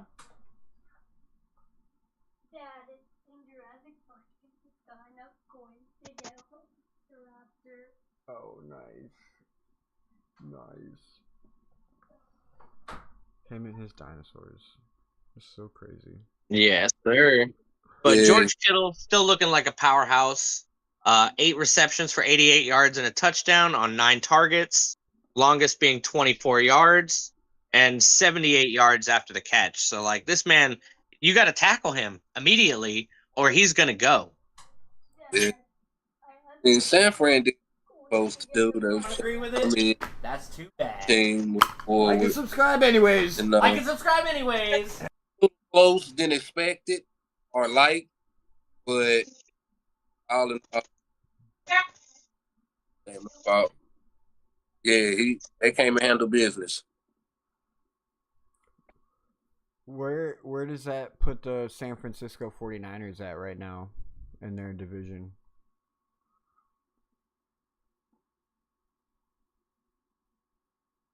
Let me pop over that real quick. They're third at 10-4, behind the Seahawks and the Rams, both at 11-3. Damn, 10 and So 4. Imagine being 10 and 4. 10-4, not making it. Not making it. You might not make it into the playoffs. Oh my gosh, that is rough, bro. That's a stomach rumbling feeling of like disappointment if you do not make it. And don't make it. Yeah. Oh, that would What up, Captain Life? Suck. Good though. He coming in here because we almost to that Dolphins Steelers game. He knows. We he almost knows. to that Dolphins Steelers One more game. He's like, we just got the Sunday night game to get through, and then we can start talking shit about tonight. That's right. But Sunday night, the Vikings upset. I mean, can we call it an upset? I would call it an upset. Upset the Cowboys. I still call it an upset. Yeah, I mean, considering how the Vikings have performed this year, being up and down with their quarterback situation, and they're hot and cold. Yeah, hot and cold. Dallas Cowboys being very surprising.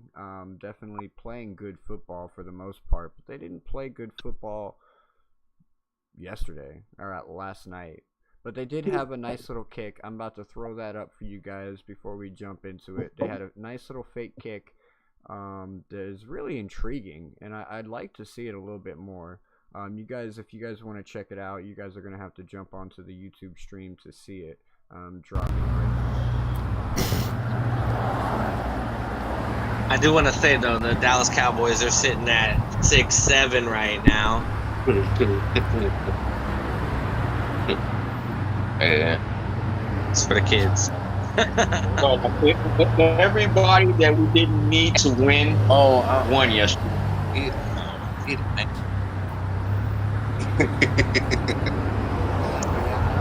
Well, I guess 6 works. he's not a kid. I don't know if you guys are seeing this fake kick or not, but it's really nice. So basically, like the holder puts the ball on the ground to fake out the edge, to get the edge to fight the kick, trying to block the kick, right? As soon as he does that, he goes and tosses the ball over his shoulder as the kicker catches it. While he gets the catch, that's the first down.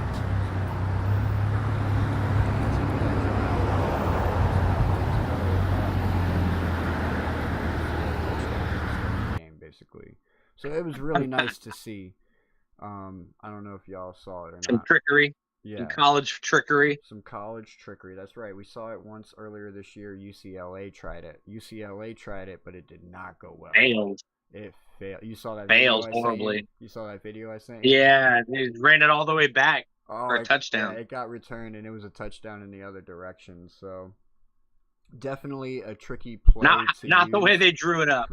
Definitely a tricky play to use, but definitely intriguing for other teams to look at and try and figure Save out it for the professionals. how to replicate it in your own little fashion, because that's a nice little trick to pull out, especially if you make it to the playoffs. You know, it's only going to be good for a couple more weeks until teams figure out what's going on, and they have a guy that just lines up a little bit further out, so it takes him an extra half a second.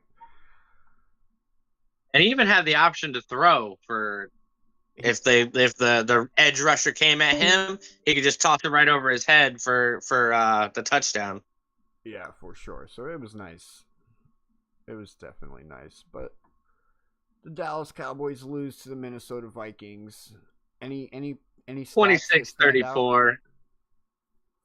Any stats that stand What's out? that?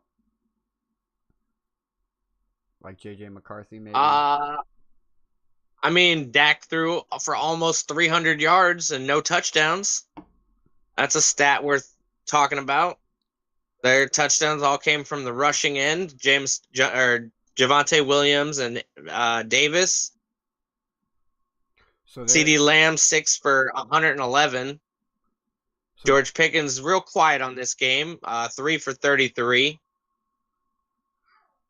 But then, yeah, you switch to the other side, and it looks like JJ did some work. 15 completions on 24 attempts for 250 yards, 2 touchdowns, and an interception.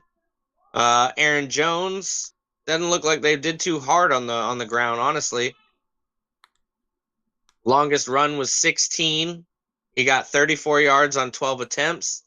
And then you look in the air and you see Addison and Hawkinson with the high targets, with the big yardage.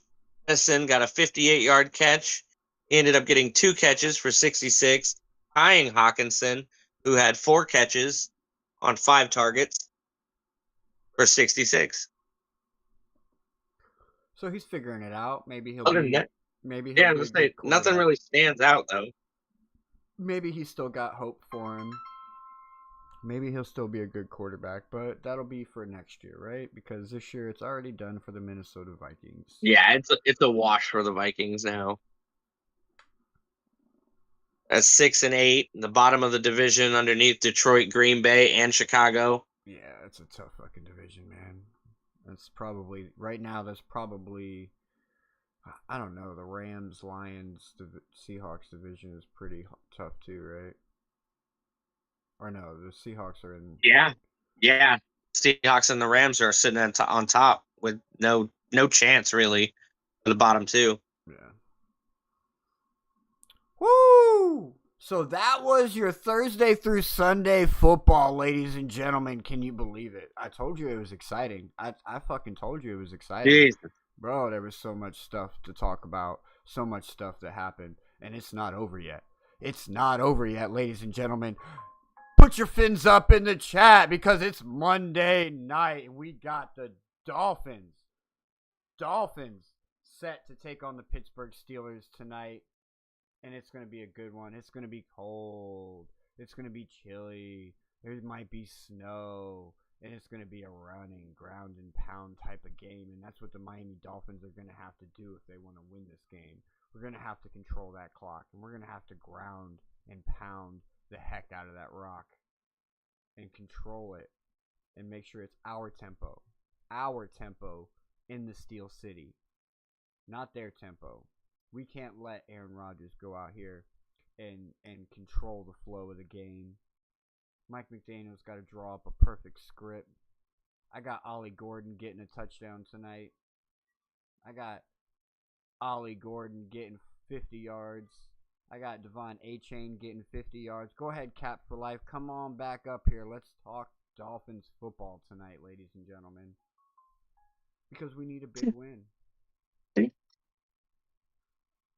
What's up? What's up? You ready for a He heard you guys were going to talk tonight? Dolphins football, so they come running up. Yeah, you ready for a Dolphins win tonight? You gonna be going against your Oh, mom? New skin. It's Amy. Oh, Amy, huh? I'll come look in a minute. Yeah, I shut off the computer. Oh, you shut off the computer? Okay. Kenna stepped out at the wrong Careful time. with that. Kenna stepped out at the wrong time. But anyway, so we got the 6 and 7 I'm Dolphins. still here. Oh, I just can't. We can't see you. Okay. I blend All in good. too good. Yeah, looks like a bunch of camouflage. We're back in the 90s when it's 8-bit.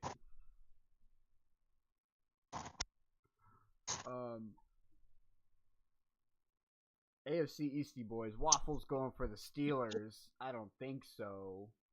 No, it's gonna be a tough game though for sure. Like even putting my Dolphin fandom aside, like being real for everybody, it's definitely gonna be a tough game. We don't play well in the cold, but there's a lot of factors leaning in favor of the Miami Dolphins.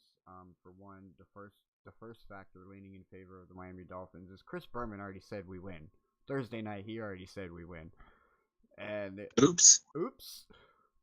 That's an oops moment for sure.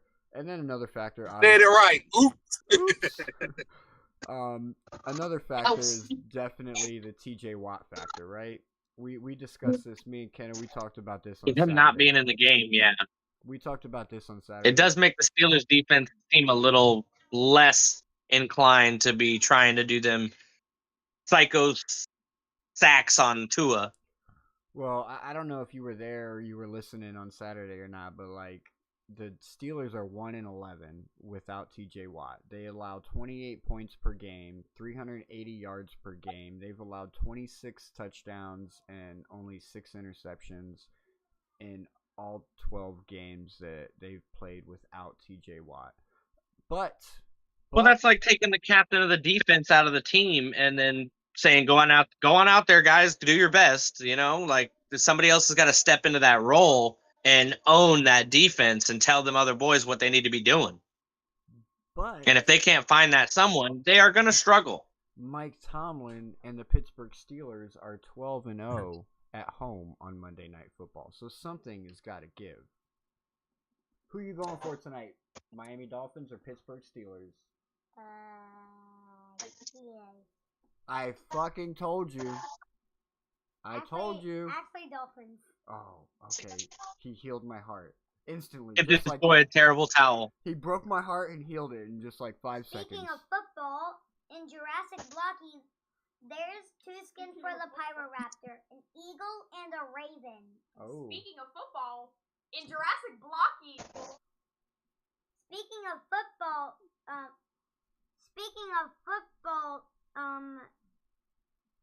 sometimes I forget your name.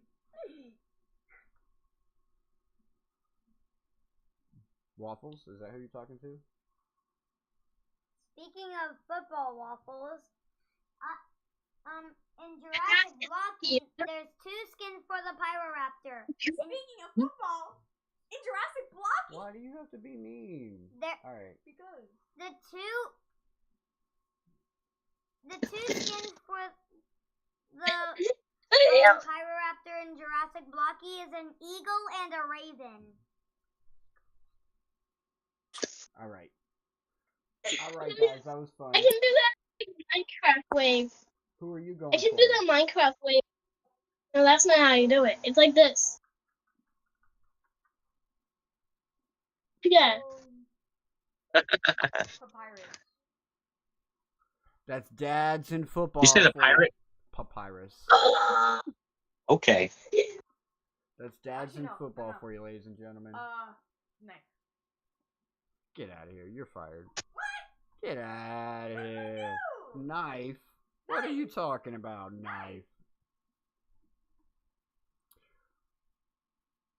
Oh, man. I don't like seeing that terrible towel. I don't like seeing that terrible towel. Get that terrible towel out my face.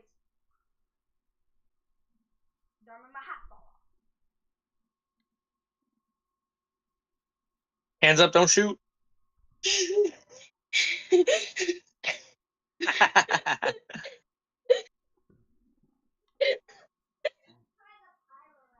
So what makes you think that the Steelers are going to win tonight? Close the door.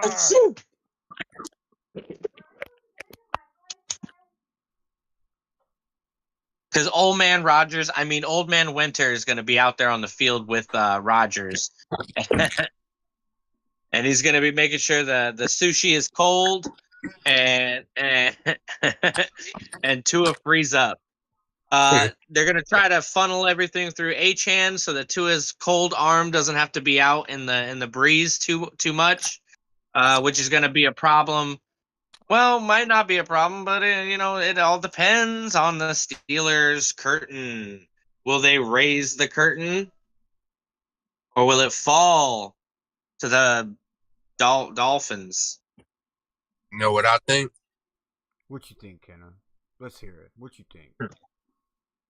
Tua not passing the ball is gonna be worse because he's gonna be a frozen motherfucker back there, just handing the ball off to A-Chain. A-Chain, I know he's gonna be cold as hell.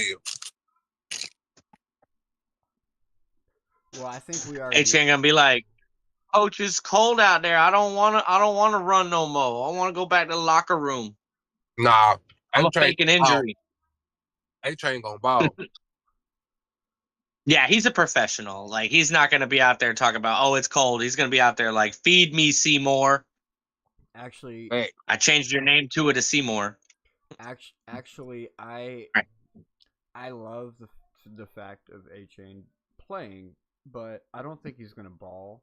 I don't think he's going to outperform like his. I actually only took him for 50 rushing yards in this game tonight, because I am worried about that rib injury. Yes, it's just a bruised rib, but I played football, and when I got a cracked rib, like my next couple weeks were really rough. Like it was hard to breathe, it was hard to move, and you're adding in the cold factor. Like that's not even accounting for getting hit. I forget his real. So I do know he's going to go out there and he is going to get utilized. He probably will get a touchdown at least, but I don't see a lot of yards coming out of it. It's either going to all right, so he's either going to get a lot of receptions and yardage from that, or he's going to get a touchdown because he's still trying to continue to pat his stats, not just for next year as far as contract goes, but for career-wise and for Pro Bowl votes. Like he's still fighting to perform. So I do feel like he's going to go out there and get utilization, but I feel like Mike McDaniel has developed and grown enough to be smart enough to not get him re-injured in this cold weather game where it could easily happen, and then we lose Devon Achane for the next 7-8 weeks. So what would a playoff run even mean at that point? Yeah, I forgot his ribs was hurt. Yeah, man, I forgot. Yeah, I don't even want to see him tonight. Like I want to be honest. I want to see him. I just don't want to see him too much. You know, He's gonna be out there. He's gonna be out there. We're gonna see him out there. He's still our number one running back, but like we have two other running backs that have been proven over the last couple weeks that they can tote the rock as well. And with the 6 lineman package we got going on, like there's no reason we can't feed all 3 running backs again and have it more of a split percentage instead of A-Chain getting 20 totes, Jalen Wright getting 10 totes, and Ollie Gordon getting 5. You know what I mean? It could be more like 15, 10, and 10 in a sense like that. Yeah, I don't even want to see A-Chain tonight. Rest. Tell us. I forget what it's called, but it had 6-7. Oh, that's our record, 6-7. Our record is 6-7. Yeah. Wait, what does that mean? 67? Means we have 6 wins and 7 losses. Bruh. But we about to be 7-7. We about to hit 500 tonight because we gonna beat the Pittsburgh Steelers 27 to 23. That's my score prediction for tonight. I think it's 13 to 6. I had 21-30. Yeah, you said 21-30 Steelers the other day. Are you still leaning on that? Yeah, I'm still sitting with that. Oh, man, I'm the only one going for the Fins for the win tonight. Yes, sir. We're taking the Steelers 28-18. 28-18. With the Futurama plane flying us there. Man, let me know what y'all think down in the comments. What do y'all got for the game tonight? Let me know y'all scores for the game tonight. I think the Miami Dolphins are going to win 13 to 6. 13-6. So she's thinking... Or 7. Did she just hit us with 6-7? Love you. It's going to be 6-7. 20. We got 28-18 Jesus. Steelers in the chat. 28-18 Steelers. I don't think so. I'm the only one going for the Fins right now. What am I, a roach? No. You roach. Roach? I'm a roach. Wish. You guys got any bold predictions? Bold predictions? Jalen Waddle interception. I don't know. Yeah, that's bold prediction. Like, they pass it to Jalen Waddle, and he gets kicked off. Jalen Waddle blocked interception. Blocked interception. That's definitely a bold prediction. Hey, what's up, Hasten? Hey, son, H Gamer. Happy holidays to you as well. Dad, what is your profile picture? Yeah. My bold prediction, What is that? Tua will end the game with 5 tutties. What is that profile picture, bro? That's bold. What? I can't hear. That's you. bold. I'm glad I didn't have my glasses on for that reaction. I would love to see that. You have no idea about it. I would love to see that, to be honest. What do you say? But 5 passing touchdowns in this temperature, I can't see it happen. My bold prediction is we're gonna. All right, you ready for mine? Yes, go ahead. Oh, go ahead. No, you go. No. You started. All right, Yeah, No. ladies first. my bold prediction is we're gonna see 2 rushers with 100 yards. I beg your finest pardon. That can happen, Cat. So HN and Gordon. I don't see Ollie Gordon getting 100 yards on top of HN getting 100 yards. So that is considered a bold prediction, good sir. And mine will be Mr. Rogers will throw for 2 touchdowns, 250 yards. DK Metcalf is going to look unbelievable and have his first 100-yard game. I don't think Aaron Rodgers is capable of that. I already predicted that to happen. He already got a 100-yard game this season? I don't think so, but I was just saying, I already predicted Aaron Rodgers and DK Metcalf to go crazy on the Dolphins defense.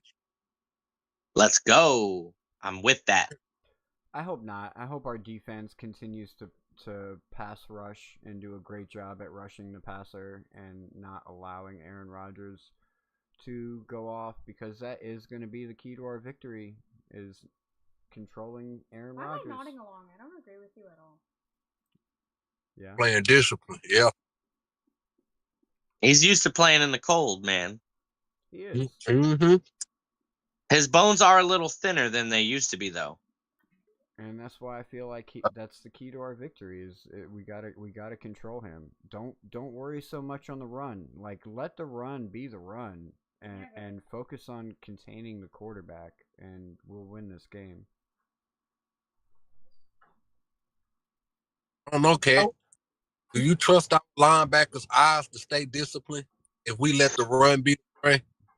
That's when the play action come into effect. When y'all start biting on the run, I mean, that's when Rodgers can make you hurt it. Make it hurt. I know. You'll try to blitz him, and he'll throw where the blitz is coming from. And he's my biggest worry for this game is Aaron Rodgers, because he's a veteran and he's still playing. So, like, yeah, he knows how to manipulate defenses. He knows how to control the flow of the game. He knows how to run an offense very efficiently, but he also knows how to forget how to run an offense very efficiently too. I mean, he's getting older, you know, like the mushrooms, they put a toll on your body at some certain point, you know what I mean? Yeah, so bro. They'll give you I'm just hoping that we don't get the great Aaron Rodgers, that we get the okay Aaron Rodgers. Because if we get the okay Aaron Rodgers, he'll be very easily flustered, and our defense should be able to feast. And Minkah Fitzpatrick might get a INT. I have Minkah Fitzpatrick getting 5 tackles. Go ahead and hit the over on tackles for Minkah Fitzpatrick as well. Inspirational quote: if you have Alzheimer's, just forget you have Alzheimer's, and you won't have Alzheimer's anymore. Oh shit! I like the way she thinks. That was I like that one. Oh my god! Right? Just don't take the medicine. You'll be fine. You made me forget what I was about to say. I like that. That was kind of funny. That was kind of funny. Make sure y'all smash that like and subscribe. You only get stuff like that here on the AFC Eastieeboys. Because Dad made the mistake of having children. I wouldn't call it a mistake, but you want to call yourself a mistake, you do it. Don't agree with it? That's too bad. I love it. Oh, like and subscribe anyways. Like and subscribe different anyways. one on your hands, I see, bub. Yeah. Yes, sir. She's just like me, man. Brr. Oh. Brr. She's just like me. It's anything else? It's Aaron Burr. Anything else we want to talk about for tonight? It's Aaron Burr. See, I do. Good luck. In history. I'm ready for the Go Steelers. I'm ready for the game. I ain't gonna hold you. That aqua and orange, well, teal and orange, It do look good with that black and gold. Father, permission to rant on how glass is a sedimentary rock. Not at the moment. Not so at the mean to me. moment, You're so mean to daughter. me. Not at the moment, daughter. You're I so will mean. give you your moment to talk about glass. Something about the field to look good, but still gonna be they gonna be wearing they color rush jerseys tonight, ain't they? Which one? They color rush jerseys. I mean, well, not color rush, but I think they're coming out in some all black jerseys. Their uniform gonna be all black, blacked out. They're gonna be blacked out, and I think with some gold numbers.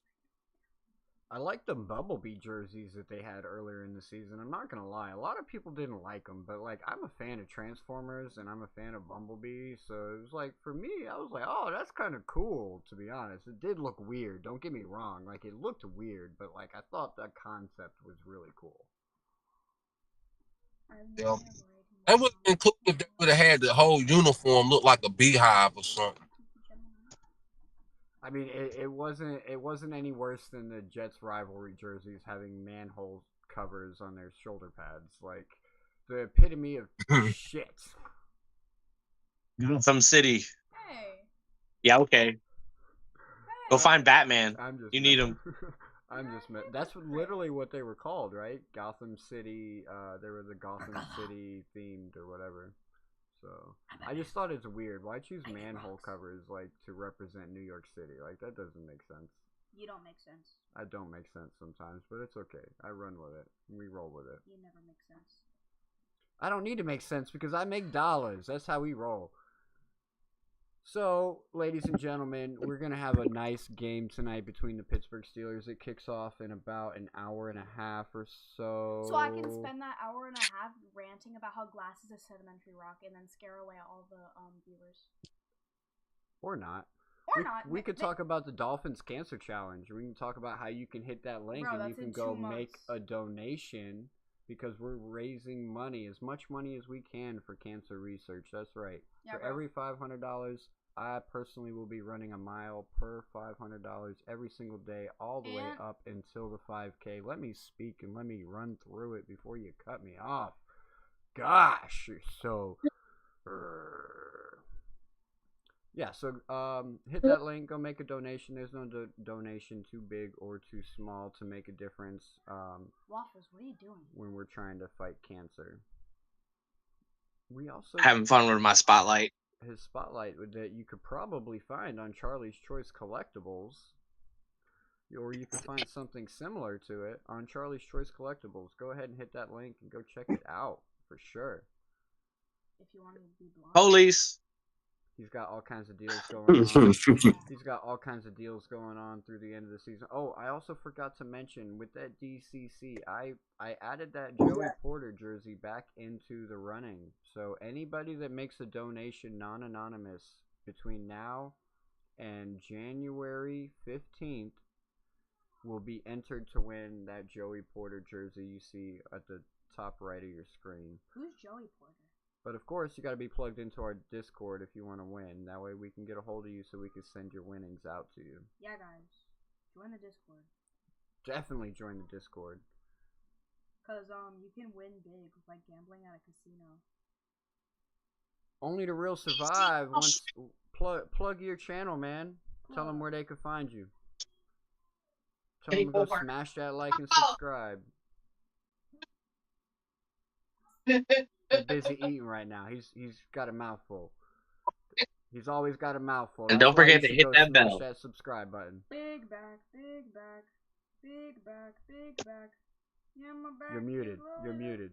Your muke is mited. Your muke is mited? Yeah, your mic is muted. Come and hit the subscribe button. You know, we can get on there. Bang, we can get hit that subscribe button now.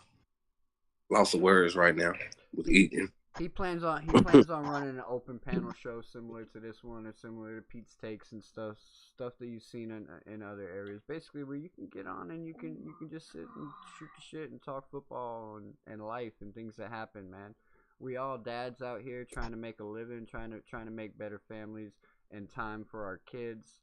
Social media is the new wave going Of life. across, and like gotta embrace it, right? Sure. And why not embrace it? Gotta embrace it. It's given me a lot more freedom. I'm home a lot more.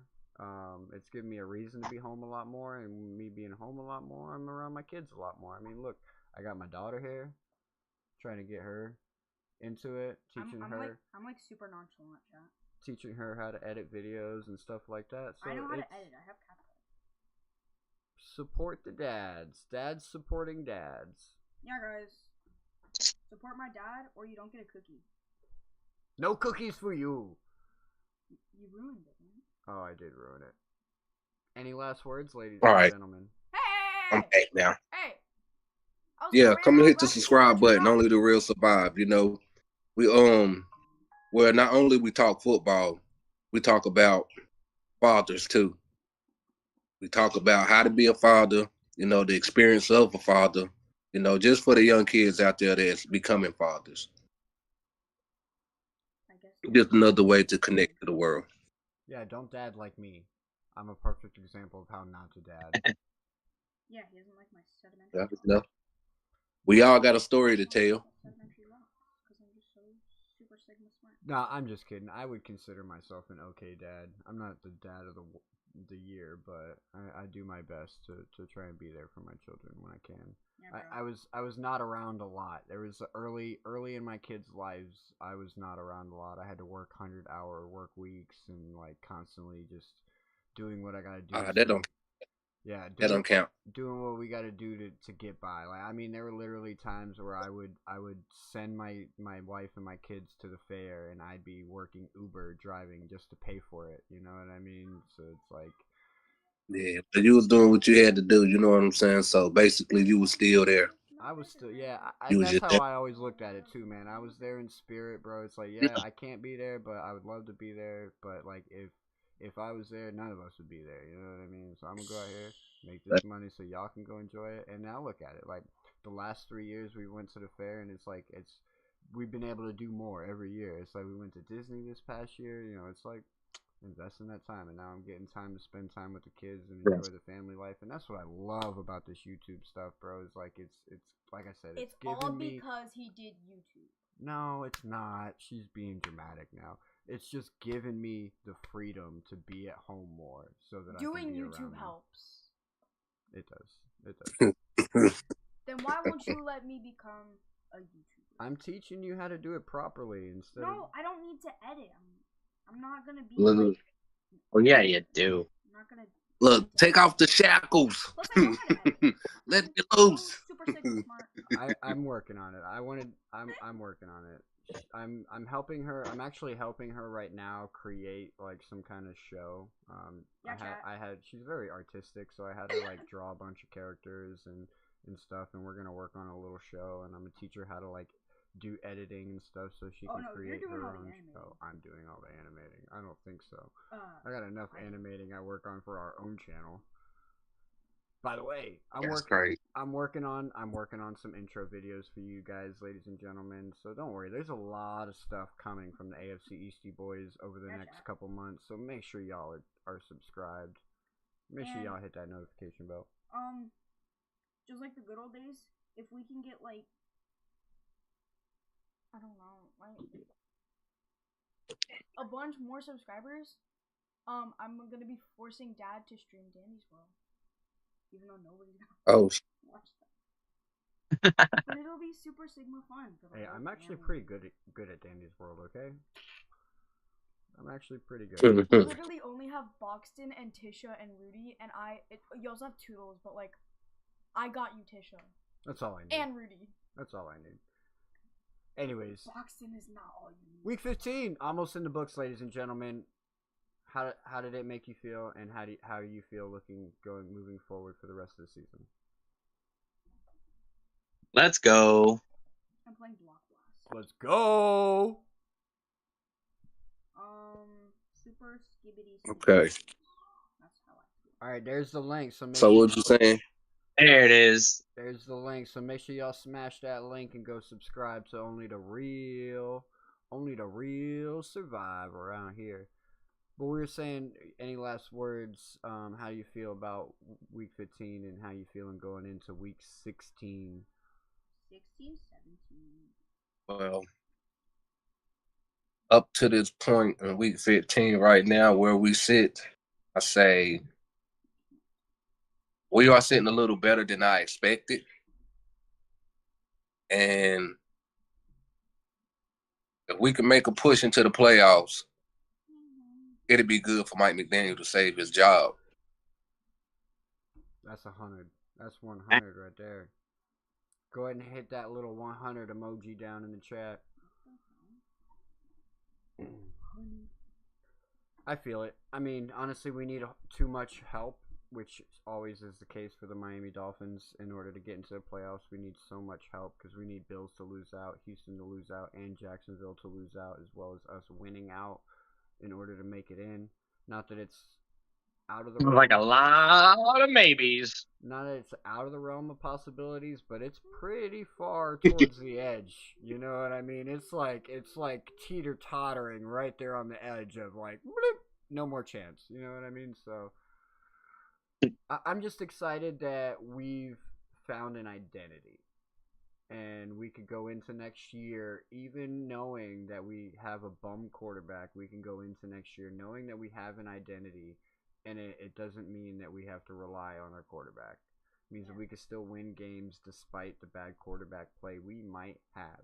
And Jets fans should be reeling right now. They should be so excited right now knowing that they're going in to next year into this draft with not one, not two, but 3 first-round draft picks. And one of them is actually getting higher than it is now when they first got it, because the Colts are falling, right? The Colts are falling. They're losing. So their draft pick was like sitting around probably somewhere between 27 and 32.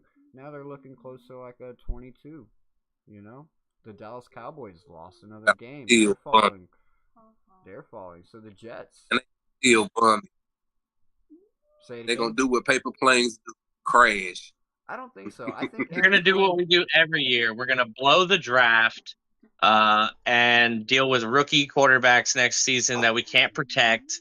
And we're going to be in the same situation we were when we drafted Zach Wilson and Sam Darnold back to back. Like, we don't have a veteran that can teach these guys how to play in the professional league. So they're going to be starting with what we got, and good luck. Well, I want to be positive for you guys. I think Aaron Glenn is a good coach for you guys. I think he's done. I've been positive for 13 years, dog. No more positivity. We are negative. We are negative Nancy. We are fuck you. Get this shit done right. Hire a real coach, not a player. I feel you, but I think Aaron Glenn is doing a great job at what you guys have in the situation that you guys been dealt. He's a first-year coach. He's doing what he can. You brought in a quarterback that isn't great, and he didn't work out, and it's whatever. He's doing a good job with what he's got. You guys went out and you guys. He's a great motivator for the locker room, but he doesn't make the right decisions when it comes to game time. But he's also a first-year head coach. Mike McDaniel, we're still complaining about some of the mistakes that Mike McDaniel has made, but he's developing. He's getting to a point where it's like he could take a team to a Super Bowl at some point. Is it the Miami Dolphins? I don't know. But he's developing, and Aaron Glenn's going to develop as well, and he's going to be able to choose his quarterback. He's going to be able to choose his players that he wants because he's got 6 first-round picks over the next 2 years. So that sounded good. It sounded good. Yeah, I get it. You know, I'm trying to give your Jets fans some hope since you won't. Because you try to you tell me. Yeah, well, we've been given hope and have it taken away within the first 2 weeks of the season for like the last 5 seasons in a row. The hope build is it hurts my heart. Like week 3 when it's like this is the same Jets team we've seen for the last 10 years. I know it's not good. Great. It's not been not great good for Jets or Dolphin fans across the league for the last 2 decades. Hey, maybe if y'all use silk or some kind of other material, y'all wouldn't burn as fast. Maybe if they sacrificed a goat and did some voodoo magic, they'd be able to fucking get a win. I can't wait till our two teams are winning and the Jets and Bills are losing so we can talk shit to them. Instead, we're two losing teams talking shit to each other. It's so bad. There's like, I'm sorry. Well, you're trying to raise my spirits. I'm like, fuck that. Ladies and gentlemen, this was your episode of Endzone to Endzone. Make sure y'all smash that like and subscribe. We're definitely going to be here next week. We'll catch you throughout the week on some other shows. No more fantasy football shows for the rest of the year. You're going to have to wait till the off season to get you tuned up for that because you're in the playoffs. You should have been listening. You should have been tuned in, and you would be set right now. You would be set right now, and you wouldn't need my advice. But if you do need my advice, you can find me on our Discord. You can hit me up. You can send me a DM, and I'll try my best to help you pick through your waiver wire to help you win your playoff championships. But it's been real. It's your AFC Eastieeboys. This is Cat and Hat. It's Charlie Waffles. We do real. Make sure y'all hit that link. Go subscribe to Only the Real and subscribe to the AFC Eastieeboys if you're new. We appreciate you, and we'll see you guys next time. And now for my 57.